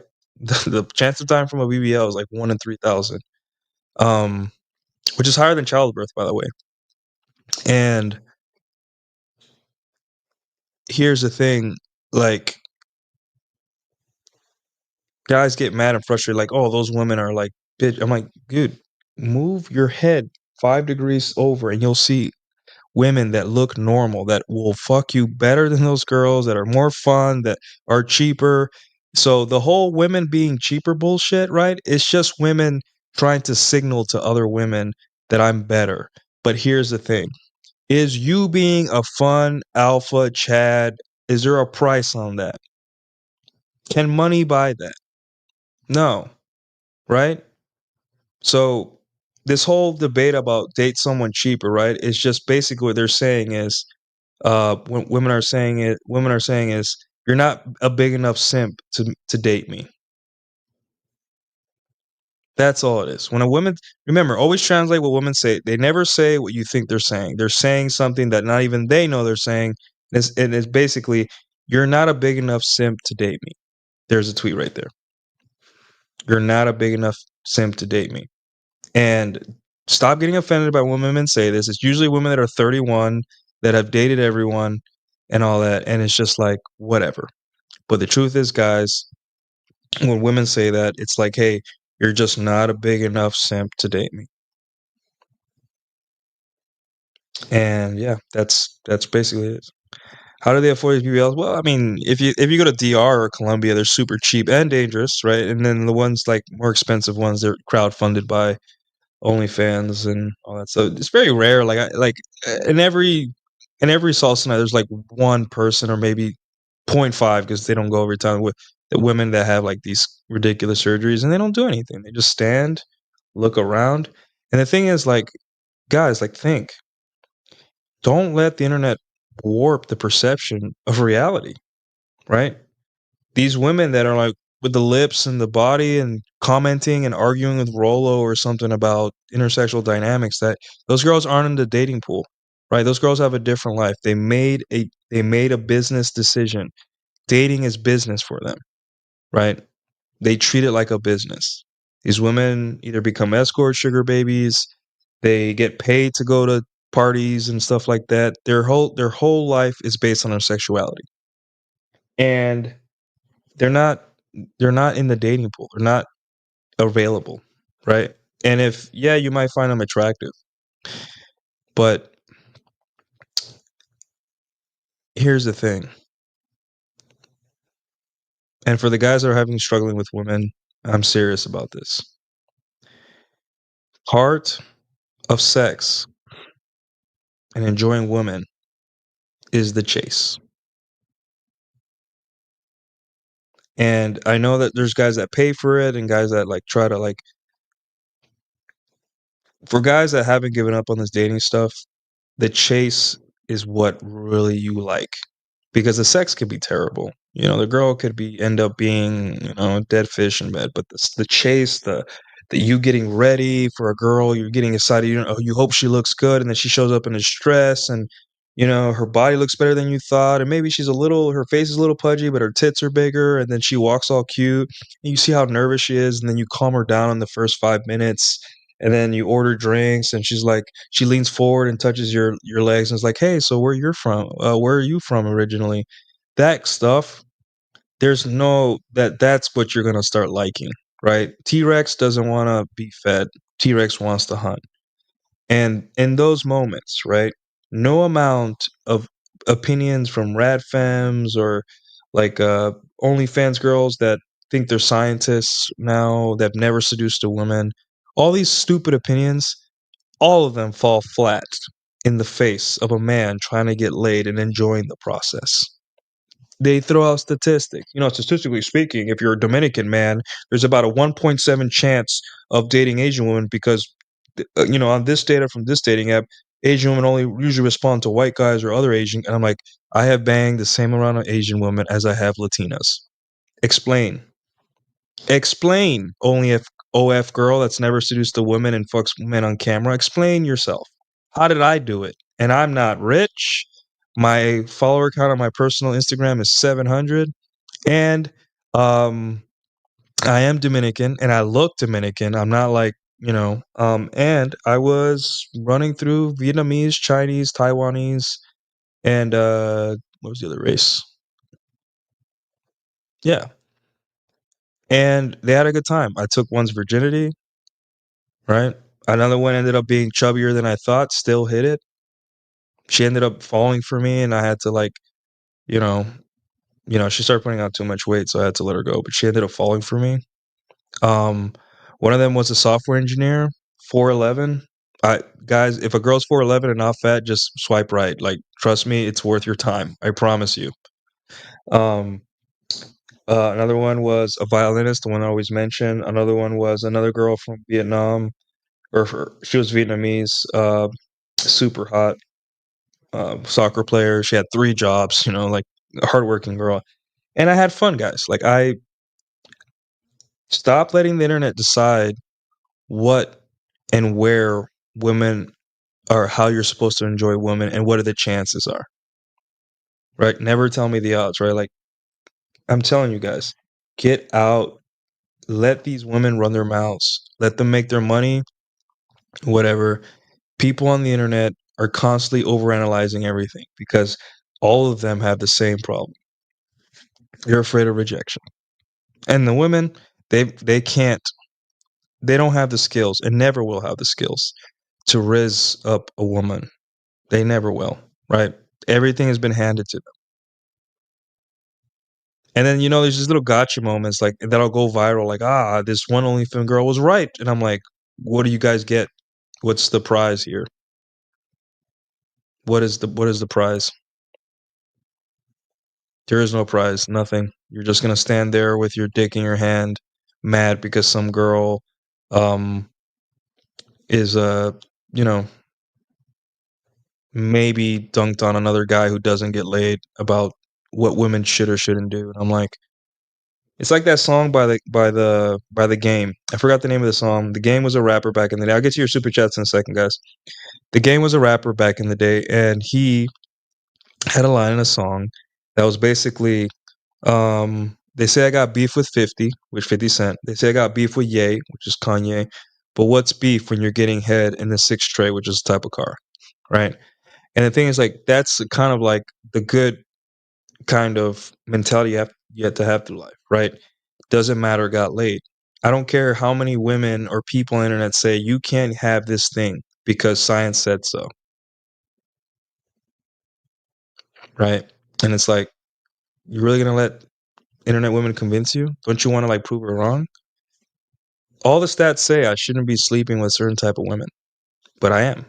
What did I do right? So are you gonna go to them and let them convince you, hey, you should be spending this amount of money on women. You should date cheaper women. Asian women won't like you. Dominican women won't like you. White woman will this, white woman that, black woman this, Latina woman that. Black, like winners win. Winners win. I'm not here to discuss the odds. I'm here to win. And I'm tired over and over again, and guys, and I know you're tired of hearing people tell me what the conditions I need to make to be successful, right? It's so weird because they'll be like, if going back to the Asian woman example, right? You're not supposed to date Asian women. You don't understand their culture. You're weird. You're a red pill guy. You're whatever you are. You're brown. They prefer white guys. Asian women, white guys. That's like a match made in heaven. All that stuff. And I'm like, cool. I already got that out of my system. Like I've already done my job there. Like I've slept with some Asian women. Like what? Oh, you know, it was just lucky or they were ugly. I'm like, nope. Here, one of them was pretty mid. And one of them was chubby. She had massive tits, so I guess it cancels out, right? No fupa, massive tits, kind of chubs. She was on the brink, you know, but still a good time, right? Um, but it's like that's what builds confidence, guys. It's making your own path and figuring it out yourself with the help of people, you know, like that give you notes. It's not like these women, whether it be the red femmes or sluts on the internet with Google statistics or something like that. That you know, who knows how they got like with, and then you have the scientists with Twitter polls. You know, the epitome of science, Twitter poll, right? Asking women how they feel about things. I'm sure that's scientific. All of them have one job for you, and they love when they affect you, and this is their job. They want to make you hate the process of getting women, right? They want to rob you of this hunting ground. They want to tie your feet to the ground and say you will eat what we give you. If it's a fat Midwestern woman, you will eat that because you're lucky to even have a little bit of meat. We want to keep you safe. That sounds horrible, especially as hunters. We're out there to hunt, right? I want to be on a date and be like, holy shit, I'm about to smash this Thai girl, or holy shit, this girl, you know. And trust me, guys, I've been with women from countries that I don't even, Kyrgyzstan, right, Turkmenistan, right, and you find out too, these women are gorgeous. Turkmenistan and Kyrgyzstan are Asian women with Russian accents. They look Asian, but they have they have Russian accents. You know how sexy that is? There's a whole world out there, and don't let the internet and don't let bitter people and don't let people that are fake and that never seduced a woman in their life, or they all want the same thing. They want you to quit. They don't want you to go after what you want in life. They don't want you to hunt. They want to make you hate women to the point where you only stuck with one because she was the only one good enough. No. The only people that are trading notes on how you can enjoy women correctly and not hate them in the process are red pill guys that share notes. Hey, instead of being sad for a woman and think you're entitled to a good ending with every woman, let her go when she leaves. She's not yours, just her turn. Goodbye. I hate it, whether it be a casual plate or the love of your life. She's gonna leave. Suffer, take however you need, however long you need, and then get back on the saddle. What do the internet people say? The internet whores that are experts on relationships, the science people, and the OF girls that are arguing for clout. Oh, something's wrong with you. This is supposed to happen. It's because you're red pill. It's because you're this, you're brown, or you're white, or your IQ. They're the fucking IQ shit. It's always something so stupid, and they're trying to make you feel like you did not get that hot Asian chick. You as a brown man that biologically speaking, you were never supposed to even see a woman with slanted eyes, right? You were supposed to stay on your island in the middle of the Caribbean and have sex and procreate with Taino Indian. Instead, you're in a border state with Mexico called Texas. There's an influx of beautiful Asian women here that are talented, that are smart, and that a lot of them like brown guys. They got to be handsome and cleaned up, right? But and you're letting these people kind of explain their way with science, OF logic. I call it OF logic or OF math. And to try to, and then there's the race people. Like, you're supposed to have sex with people in your own race. And I'm like, stop. I'm a conquistador, right? I just go and sleep with who I want as long as they're willing, right? Who's gonna stop me? The law. I'm doing nothing illegal. The bartenders love me. I tip well. The girls' don't care about what their parents say. What is your plan to stop me? You can't. And 99.9% of the women I've slept with have been outside of my race. They can't stop me, and they never will. Not 99%, like 97%. Maybe 97, 96%. So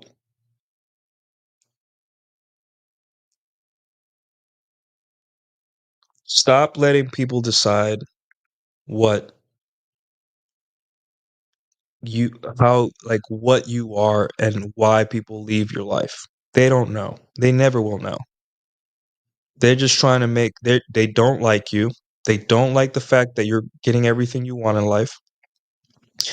They don't like the fact that you're showing other men through example and maybe through little notes how you can get what you want out of life. And really, if there's anything people don't like, guys, as a man, is that having it all. And I promise you, each one of you can go out to Southeast Asia and bang 100 hookers. And as long as you don't get a life-ending STD, you come back and you can get yourself a nice girl and marry. No one wants you to know that, right? And I'm not saying go do it or not do it, right? If you want, sure.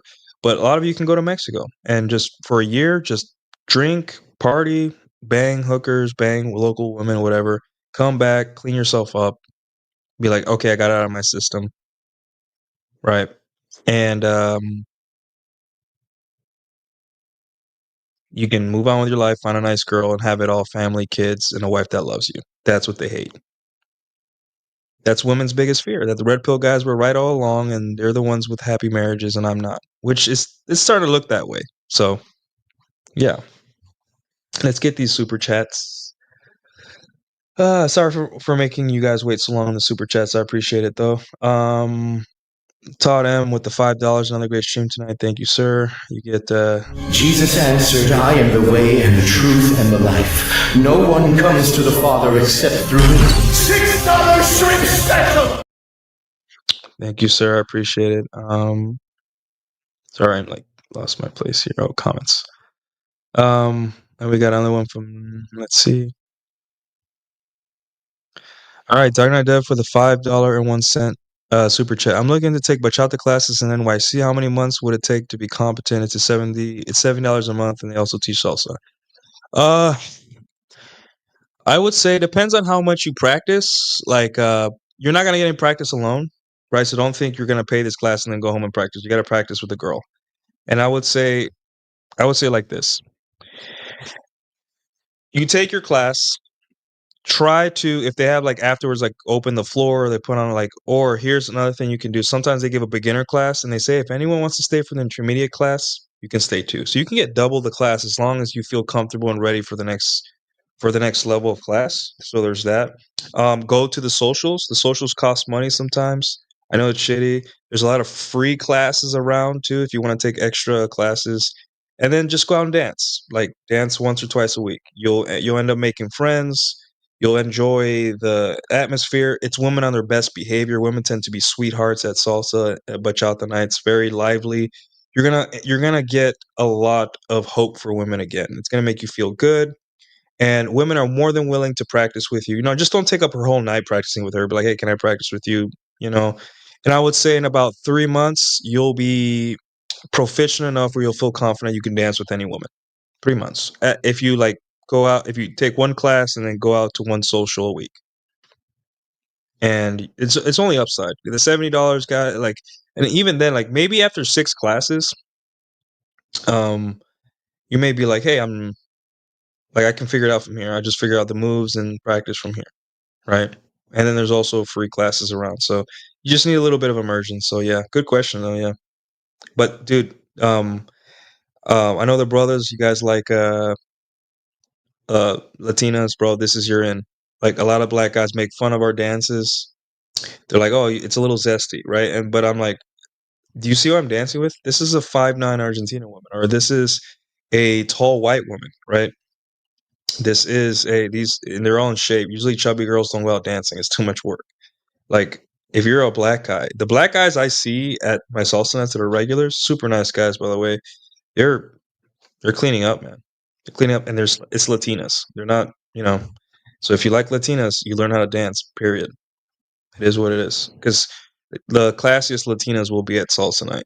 And when I say classes, I mean like the most normal, less ratchet, more fun, open, and in shape. Because it's a activity that burns calories, right? So, and then Fresh Prince Zamunda for the super sticker, you get one of these, sir. Thank you so much, best friend. All right. Sorry, guys. It's just a lot to catch up on. Anyways, yeah, I went on a tangent there. Um, yeah, guys, it's just poof. What was I saying? Yeah, it just makes me mad, right? And it's emasculating. I don't know about you guys. It's just emasculating to even like deal with these people. I know these people are just looking for clout, and they're trying to like hitch their cart to certain brands and be antagonistic to gain popularity and all that, right? But remember, they don't care about solving a problem. They don't care about your problems, your sacrifice, what you want. They never will. Most people don't. 99.9% of people don't care about what you care about, what's important to you. Do you think a girl that shoves objects inside of herself for money on the internet, do you think she's thinking about how to get men laid? No, they don't.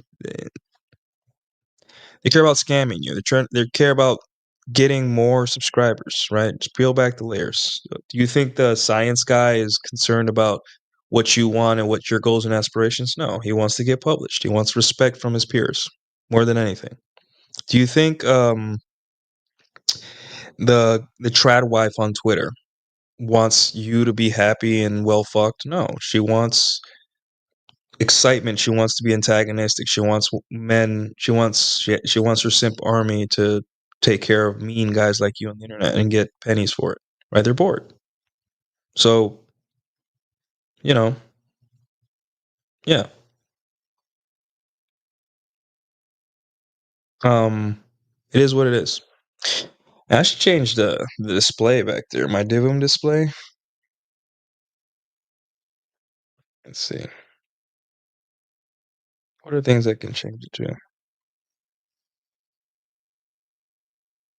There you go. Change it to the burger. If you guys super chat me, I'll change it to whatever you guys want it to. I'll search here in the app for whatever, and I'll change it to guys whatever you want. For now, it's gonna be Or I could make it train. Or this one.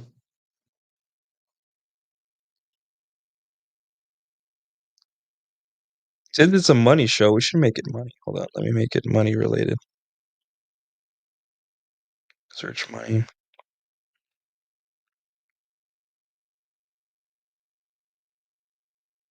Here we go. Since it's a money show, we'll just do that. It's a little bright, but yeah. Cool. Okay. $5. All right, you get one of these. Thank you so much, best friend.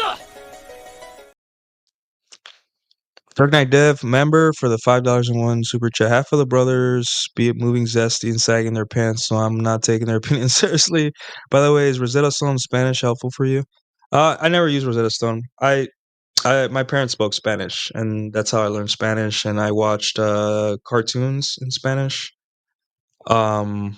And I would just like my mom forced me to read the Bible in Spanish and all that stuff. So with Spanish, what you're gonna struggle with isn't so much words because a lot of the words are very similar, especially nouns, right? Like TV, television, la televisión, car, carro. Nouns are gonna be really easy for you. It's the tense, right? Like there in English we say I run, I ran, and that's it. Or I will run. You can add a word before it. I have run. In Spanish is like 8 different tenses, and then there's the genders of the word that those are where you're going to spend most of your time is tenses and all that, and how to use them currently. Like I ran, yo corrí. I used to run, yo corría. I will run, yo corriré. I am running, estoy corriendo. Like I have finished, I just ran. Acabo de correr. I used to run. Whatever tense, right? There's so many. It's like a long list.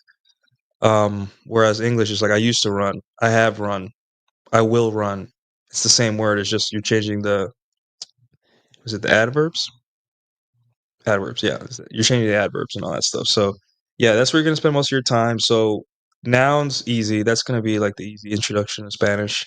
So I would say, yeah, whatever helps. Like immersion is the best, right? Like hang out with your Dominican. I know you're in New York, so I know you have a lot of Puerto Rican and Dominican friends out there. So hang out with them.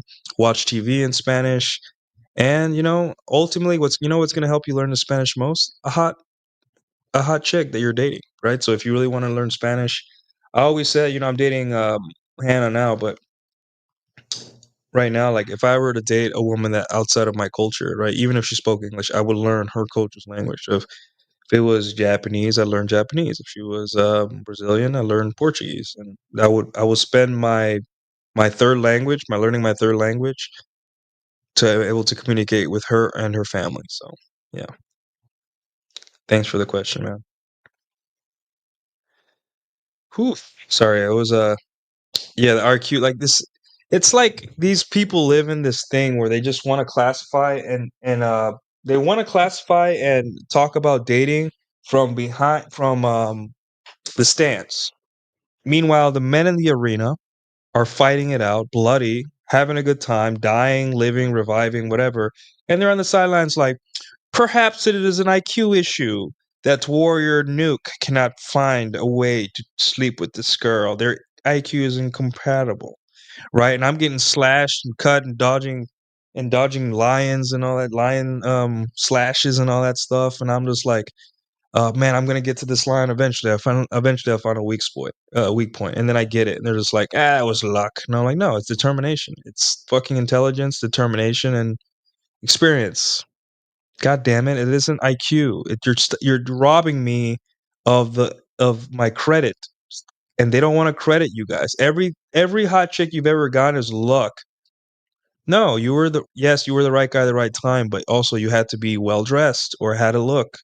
You had to have game. You had to have the money and the energy and the planning to go to that place in the first place. Right? You had to know people. You have to be known in that. Like it takes fucking work. And people on the internet are just like, oh well, IQ people just match other IQ people. Horse shit. I've dated people dumb and smart. It's just not a thing. It's not a thing, I'm telling you. Right?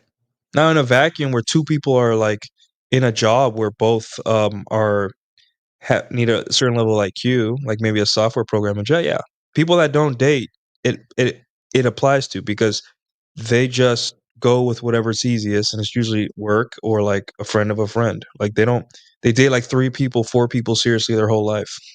Whereas guys that date, I'm just like, dude, it's all out there for you for the taking. Enjoy yourself, you know. And it's silly because a lot of people will be like, you can't have this type of girl. You can't, like back in my country, like in Twitter Spaces, I love going to Twitter Spaces because you just hear people with all these presuppositions about dating from their little comfortable stands. While I'm the man in the arena, all cut up, like laughing, like, "Hey, what were you saying that I couldn't beat that lion? It was an IQ issue. It's dead, and I killed another lion too." Like, and you're just staring at them and just like, "Well, just." That lion wasn't really a lion. It was like it was genetically altered. I'm like, no, come on, I killed the lion. Like, give me my credit. I figured it out. It's determination and giving a fuck. It's all it is. A little bit of fucks and you'll be there.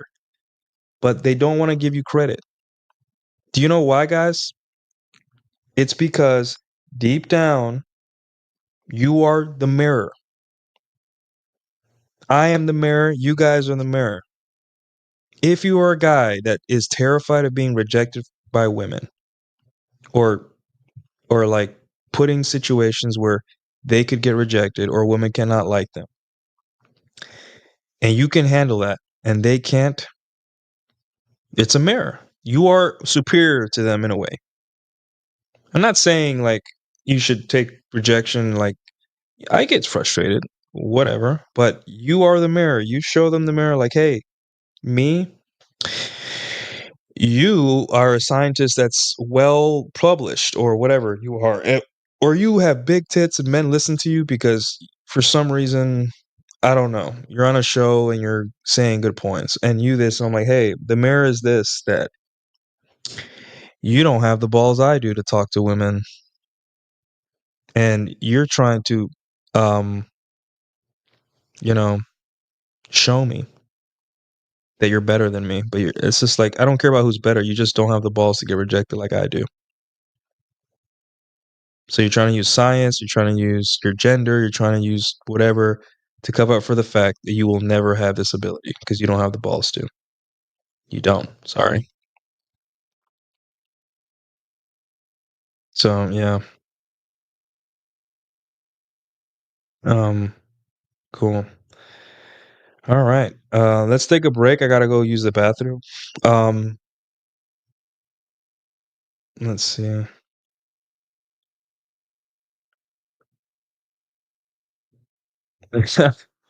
No, dude. There's always hope. Like there's always hope. You're using leftist tactics. Yeah. It's dead. It's cold. Yeah. It's cold. Yeah. Think of it like that. Like, I'm not saying that your dating life should be to prove people wrong, right? It should be for you to enjoy and have fun, and whenever it's out of your system, it's out of your system, right? But at the same time, it's interesting because everyone is banking on that the science that these goobers put out is right. Because what if black men learned game and took white women for themselves, right? What if Dominican men date tall redheads? What if Dark Knight Dev started slaying Dominicanas? What if that would make me feel uncomfortable?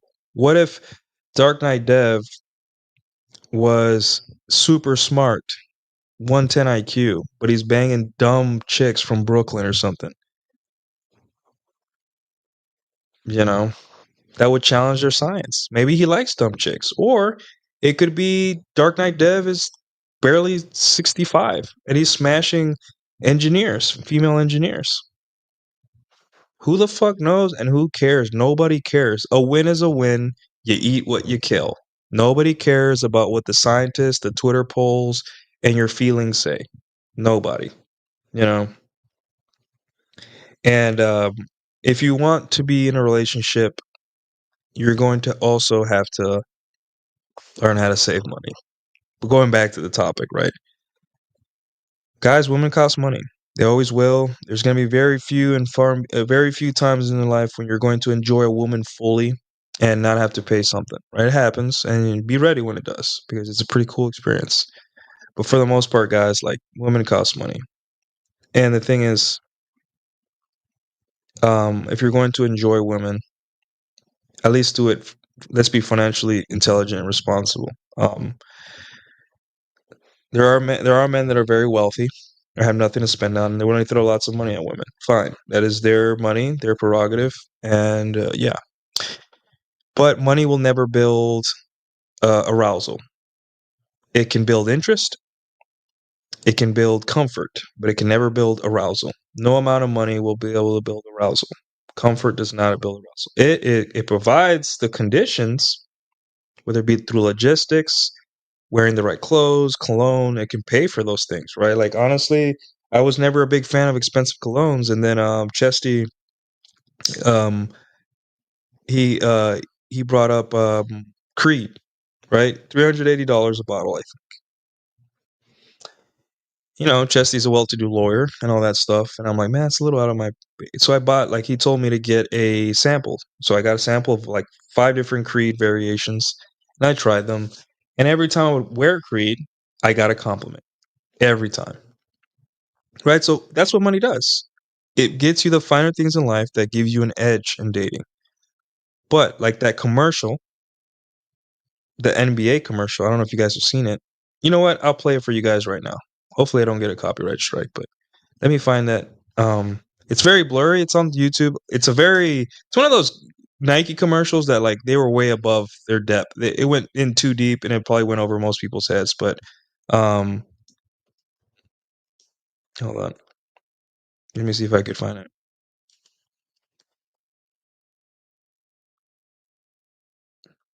All right. Yeah. Okay. Dude, this is like the era of Allen Iverson. Um, the era of Allen Iverson and all that stuff. So bear with me. It's a very old commercial. Present share screen. Yep. So you guys remember? I don't know if for the older gentlemen or people that this is commercial when I was a kid. So basically, here's the commercial. I want to play it.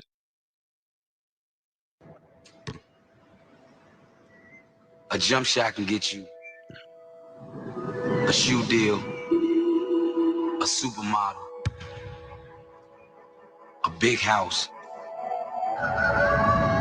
fancy cars, a bunch of yes men, and a Swiss bank account. But none of these things can get you a jump shot. Oh, it was a Reebok commercial. Okay, I thought it was a Nike commercial. All right, so you guys get it. Essentially, money can buy a lot of things. Money can buy you a girl. Money can buy you. It can get you yes men. Money can get you all these things, right? But none of those things can. Money can't buy game, right? The things that take repetition and practice. It's just a skill. It needs to be developed. You don't need to have a lot of game. You just need to have enough to understand where women are coming from, what they want from you, and whether they're into you for other things other than you're hot.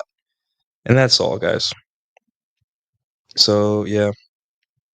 Dark Knight Dev with the $2. Thank you, sir. I'll give you a shrimp special. Jesus answered, I am the way and the truth and the life. No one comes to the Father except through me. $6 shrimp special! Dark Knight Dev with the $2. I told you that in private. Now I can't trust you. Hey, man, don't worry. Your IQ will remain ambiguous. I used 2 examples where you're super smart and super dumb. So IQ is still in the air. So I think you're safe there. Yeah. Yeah, money and lifestyle are going to be like, it's good, right? It's a funnel, right? Like, remember, like you can have a Hinge profile, a Tinder profile where you're showing off cool things, right? But understand too that when the rubber meets the road, and women are seeing that how easy you are to part with your money, they're going to try to get your money. You're leading with money. She has to take your shit from you because you're making it too easy. Like men are fighting to give women money, and we blame the women. I'm like, hey, like they're fighting to give women want money, like tripping over themselves to give women stuff. At least here, I'm trying to provide some value, and I feel like even then, you guys still give me too much. Like I feel like I don't deserve this money, but women just exist, and they're just like teehee, and they get offers to like for money to exist at places or exist online. But you don't want that. You want to earn your own money. We're not like women. We want to earn our money. But I digress. The the thing is that protect your money, guys, and find ways. Like I give you some examples. Um, there's probably different ways, and that you guys have figured out how to save money when dating, right? And it might be beyond the scope. Hey, having a girlfriend. My girlfriend currently is saving me money because before I was in a relationship, I was out there partying and drinking, and I just loved being around women. I couldn't help myself, and now my girlfriend, I'm more focused on my. There's guys like that like, hey, she fits into my life well, and I don't feel the urge to go out and do stuff because now I spend time with my girlfriend, and we just go to the park and have ice cream and go dinner once a week and stuff like that. And you're just like, oh, okay, cool. It's what works for you, right? I'm just saying that having a girlfriend in general raises the bills, and you got to pay more, right? So guys don't get shocked when it happens. And then there's guys that they're like, hey, being divorced is cheaper than being married. A lot of guys figure that one out. And they're like, how is that even possible? Well, it's because you realize all the expensive stuff your wife was buying and then you were forced to do when you were with her. And then you realize, like, hey, I don't have expensive tastes. Like, I don't have to go to Disney World every year with the kids. I could just go to the park with them and they'll have a blast. And it's like you figure these things out over time, but there's already a group of guys that figured this out a long time ago that will save you money. So ultimately, guys, in a nutshell, in a nutshell, the red pill will save you money. So much money. And I did a Rule Zero about this a while back, but I just wanted to, economy, the economy's been in the forefront, especially with all the tariffs and stuff. And like, yeah, dating will save you money. It will save you money on gas, Ubers, time, prospects, drinks, and all that stuff. Because here's the thing, too. You're having drinks, and if you have game and you learn game, you're going to be able to pull that girl sooner out of the bar and back to your place.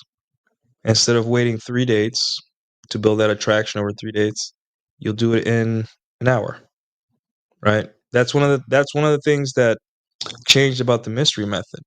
It used to be 7 hours total to seduce a woman. Now it's 2 hours, 3 hours, average. Once you learn game, once you have a good first date, right? And there are always going to be hidden costs and extra things like paying for Tinder Premium, Hinge Premium, and all that stuff. And every guy gets to decide whether it's worth it or not. And I know everybody's like, is it worth it? I'm like, bro, like, what is your experience on dating apps in general? Well, I don't get a lot of matches. Do you get enough? Are you getting enough where you're getting laid but not enough? Are you getting zero? Are you getting already too many matches? And that's the question you have to ask yourself. If you're getting enough matches where you're slaying or your needs are being met and you're enjoying your dating life, then don't pay because problem solved. You don't need any more. Like, guys, trust me. A lot of guys are just like, I used to have 7 women. I'm like, dude, that sounds horrible. 7 women? What do you do for your fun, dude? Like, what do you do when you're by yourself? Like, when do you have time for yourself? And there's guys who are just like, well, 3 women, like Forward Playboy says, is always going to be optimal, right? Because that maximizes the benefits of rotating multiple women while also maximizing your time. It's a good, compromise. 7, you're not going to have free time, right? You're just going to be you're just going to be having sex every night. And you think, well, great, I get to fuck. I'm like, dude, yeah, you don't, unless you're a sex addict, you don't need to be fucking a different girl every night. Like, you're going to want time for yourself. You're going to have hobbies, time to reflect, spend time with your friends, simply just be alone because women exhaust the hell out of you. So, um, yeah, if you're getting no matches at all, then don't pay for premium, right?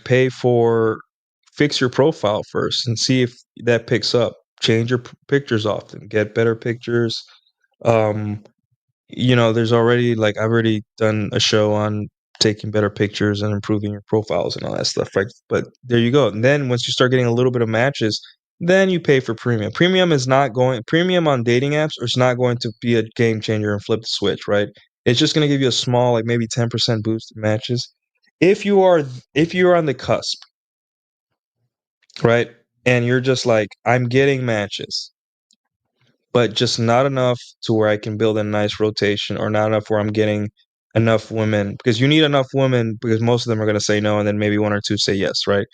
If you're on that cusp, then yes, pay for Tinder or Hinge Premium, right? Because then that's going to give you that edge, a little small edge. You'll have the extra boost. You'll have the extra matching ability, endless matching ability. I think Hinge, you get to like filter now by race and height and all that stuff. So it's more filtering. So you will have that edge you need, and also the kind of like flexibility you need to, to shuck and jive and figure out what type of girls are more into you naturally. But if you already have a lot of matches, then it's already like you're good, dude. Getting you're getting Hinge Premium based on your awesome profile already. If you're getting nothing, then something's really wrong with your profile, and you need to fix it, right? And that's my advice on whether you should pay for those things, right? Yeah, like Todd, you got to A/B test. Twitter does it, Tinder does it for you. Hinge does it for you. They say, you want us to A/B test this new photo you uploaded? Yeah, go ahead, throw it in there, right?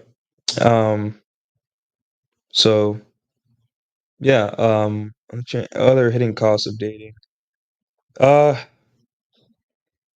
sometimes having a home bar is a good idea, because you can, instead of staying at a bar and trying to get her, like, let's say you have a drink or two and you have her come over, right? And I'm not guys, don't get women so drunk that they don't know who they are, where they are, right? Like that's horrible. Don't do that. You can get a lot of trouble, and also it's not moral to do. It's not a good thing to do.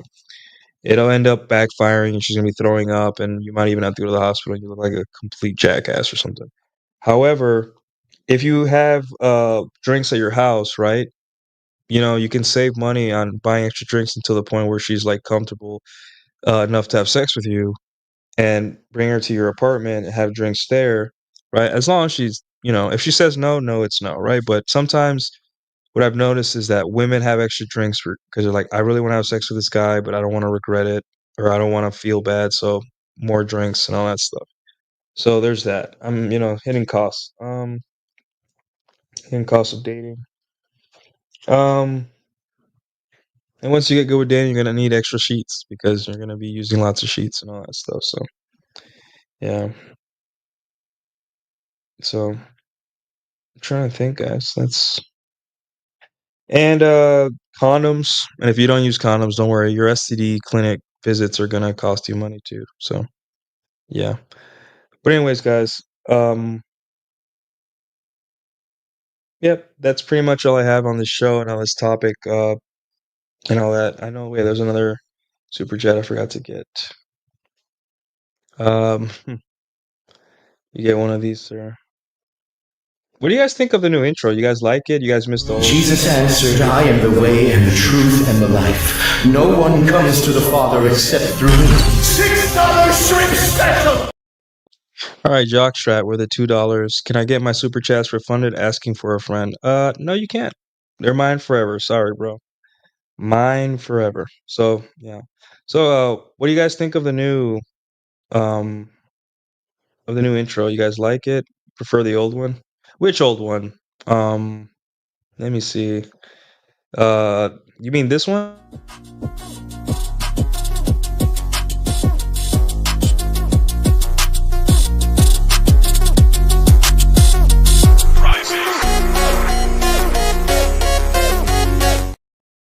Or do you mean what was the other one that I used to have? These are actually kind of bangers. Actually, I'm not gonna lie. That was the Winter intro. Was it this one? I think it was this one. Nuclear Kajio. Crazy dude, it's so funny to mess with him. Is this the guy with the hat and the headphones in that picture? Yeah, and that's what he looks like. I'm like, bro, like Oh, that's rough. literally. You Yeah, should not be talking. I've never even like given my phone number to anyone that even looked close to you. Like I've never ever talked to anyone like you. Oh my god.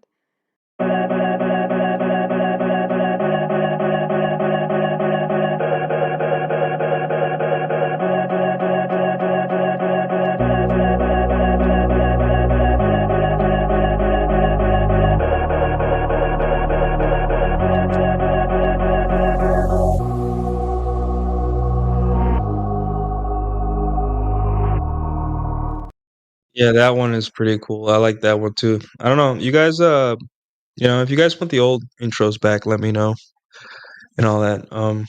I put a little work in the new one, right? But I wanted to do like a Japanese game show type intro, but I'm not good at video editing. I don't have the skills to video edit, so it's probably not that great. But yeah, I got 2013 of you guys watching, 16 on YouTube, and one on Twitch, and then 2000 on Twitter. Man, I'm never gonna get out of small channel hell. I'm never gonna get out of small channel hell on YouTube. I think I'm just gonna stay here forever. 2000. Let me screenshot that.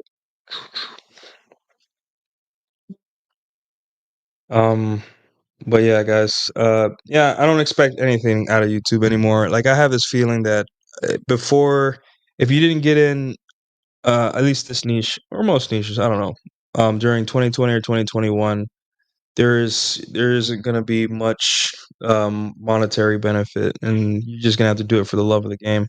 However, guys, every super chat you guys send is gonna go towards publishing my book. So trust me, I will not stop doing this, but it's just not something that I think is going to be economically viable, right?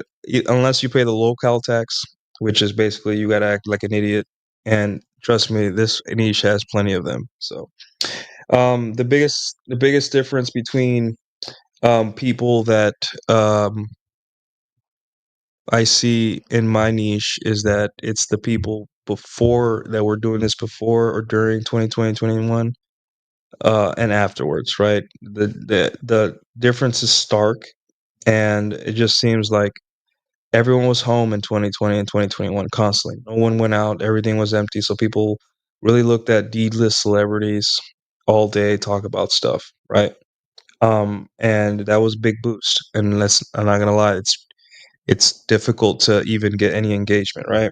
I do have a YouTube professional that I know personally, my girlfriend, and she explains to me a lot of the metrics and what the numbers mean. And really, it isn't about followers as so much as what do you call it? It isn't so much followers as it is watch time is the most important, right? You get paid for watch time, and then your CPM or RPM, I forget, whatever it is, right? What do you get paid for 1,000 views? And you can brute force it. There's some people that brute force it and just streamed all day, every day, 10 hours a day, 8 hours a day, whatever, and they built followers that way. But the thing is, I can't stand in front of a screen for 8 hours a day, man. I'd go crazy. I used to do that in the Navy, and I just like my mind turned to mush. Like I'd get up from my chair in the plant after watching 4 screens with numbers that only changed like once an hour to make sure everything was okay. I would get up, and then after I got up, my brain was like mush, literally mush. I would go to the gym to like recuperate my cognizance again. Like I was not cognizant after doing it, so I can't do that. Um, so it's really about watch time, right? And when your watch time is low, you're not going to make that much ad money or anything like that, right? And that what you want ultimately is this stuff to be kind of like worth your time, worth your energy, right? And I say it always will, right? But let's not lie. Every guy wants more followers. Guy wants more this, more that, right? But it's not really about followers. It's watch time. At least that's what she explained to me. So it's just difficult. It's a difficult game, and you have to. Sometimes you got to pay the local tax, like you gotta attach your brand to people and all that stuff. And some people, have come forward and said, "Hey, you should work with this person. You should do this. You should debate this person. You would do great if you debated, right?" But the thing is, right, like, um, like, I've already gotten my privacy threatened multiple times. I've already gotten. I had a kind of a moment where I went worldwide viral, 65 million impressions in a day, 2 viral threads in one day, right? It was like proof that I dominate the Twitter game. I got it down, right? I did a meme on Lily Phillips, was like 13 million, and then I did a meme on Sydney Sweeney, which is like 40 million impressions, both the same day, right? And I only got paid $40 that cycle, right? So it's a lesson, guys. The lesson is this stuff is not very this stuff's not very lucrative. We do it for the love of the game, the love of, just the praxology itself and making sure the right information goes out to you, right? And here's the thing. My girlfriend says that because of my content and how much people like it, much like your guys yourself, that I'm going to be the next big person in the space. I don't know what that means, and it's terrifying to know that. But I think a lot of people don't understand, like, that Rolo is one of the original R's of the Red Pill, as well as Rouge Fee and Royce. Royce disappeared. Rouge Fee is Orthodox Christian, went crazy, went Orthodox Christian. So Rolo's only one of the original R's left, right? And for better or for worse, a lot of people criticize his involvement with, people he shouldn't be involved with, and I get it. And like, again, I'm a man. Men get to do whatever they want with their own channels, and I'm not, what I'm saying? Like, it doesn't matter. And one of the things that, my girl has beef with him and all that. They have beef with each other and all that stuff, right? But the thing is, when you've already done the work and you've already provided the value up front, you know, you can pretty much do whatever you want. You know what I'm saying? I have not provided enough value up front to, like, garner any type of followers or watch time, right? I know a lot of you guys, it's helped you guys, but, like, on a massive scale, I have not done that yet. I have not earned my seat at the table for this stuff, right? And it's not self-defeatist talk, right? It's just that this isn't about this isn't about clout or getting more followers or anything like that. It's about you guys and me making sure the right information gets to you. And right now, I am okay with, as long as the people that are supposed to be where they're at are getting the money and the attention and the message is correct. That's all that really matters, right? It doesn't matter about who's better, who's next, or it's about the right information going out there, right? The truth is, due to the difficulty of growing in this niche, right? And when I make growing, I mean, when I say growing, I mean making it worth my time, right? I am 36. I'm going to be asked, or I might have to change jobs, or going to have more responsibilities because of my expertise, because I might have kids, because of this, because of that, right? And the first thing that's going to get cut out of your life is what? This stuff. So, because I feel there's a countdown for that, because I feel that one day I'm just not gonna feel like this is as worth my time as it, compared to, like, my life responsibilities and things for myself, right? That I have to put up as much information of what I know, not quickly, but methodically and consistently. That way, the day I disappear, at least there's someone can be like, "Hey, I remember that guy. He said something about this, something about that," right?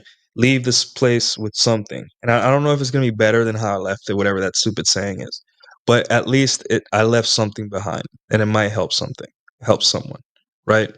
Um, there's a video game I'm playing.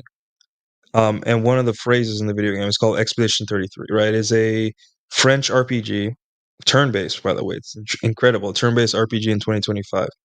And the whole story is about, not so much about defeating the final person that's killing everyone, right? It's just making it easier for the next people to get closer to their goals. of killing the person that's killing everyone. And the guy who's leading the expedition, he understands like he might not make it. Every expedition, there have been 67 of them that have failed, and every expedition that has come up before him has paved the path for the next expedition to come along. Right? They have paved the way for the next one to come along.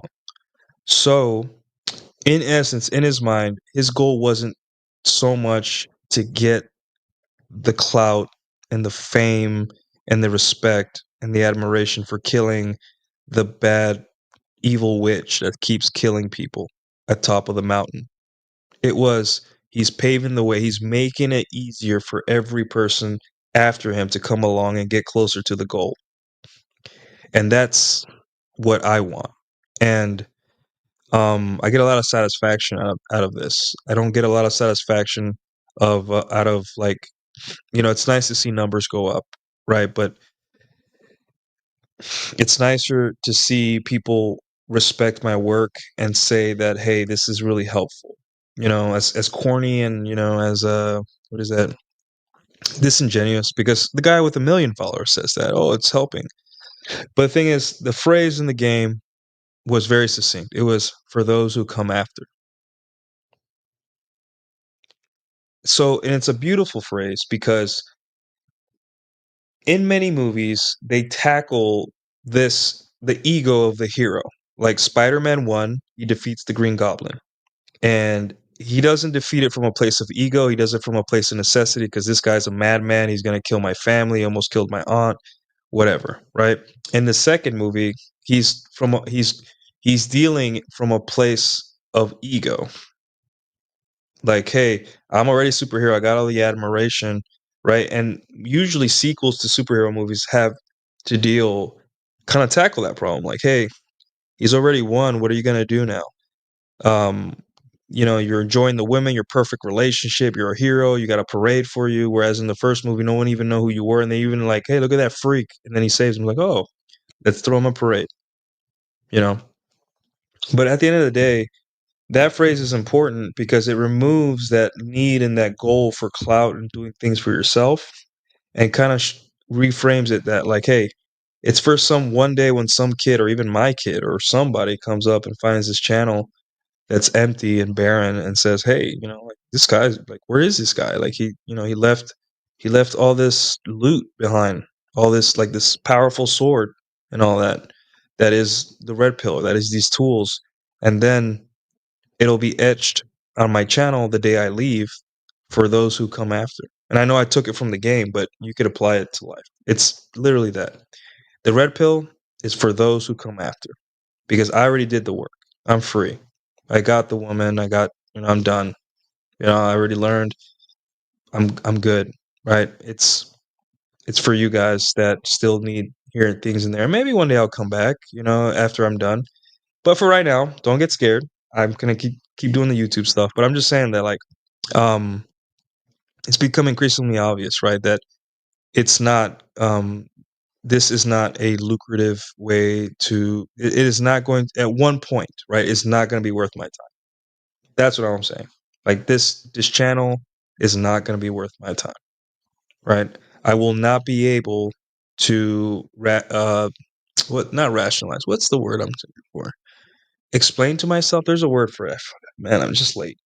I will not be able to explain to myself or make it worth my time at some point. Right now, my free time is for me. I don't have kids. My girl isn't here right now. And, I don't have a lot of responsibilities besides, healing right now. And eventually I'll get back to work. Hopefully this week, you will see. But one day it won't. One day I will have other things that I have to do. And I have to put myself first. And I won't be able to do this. So, right. And,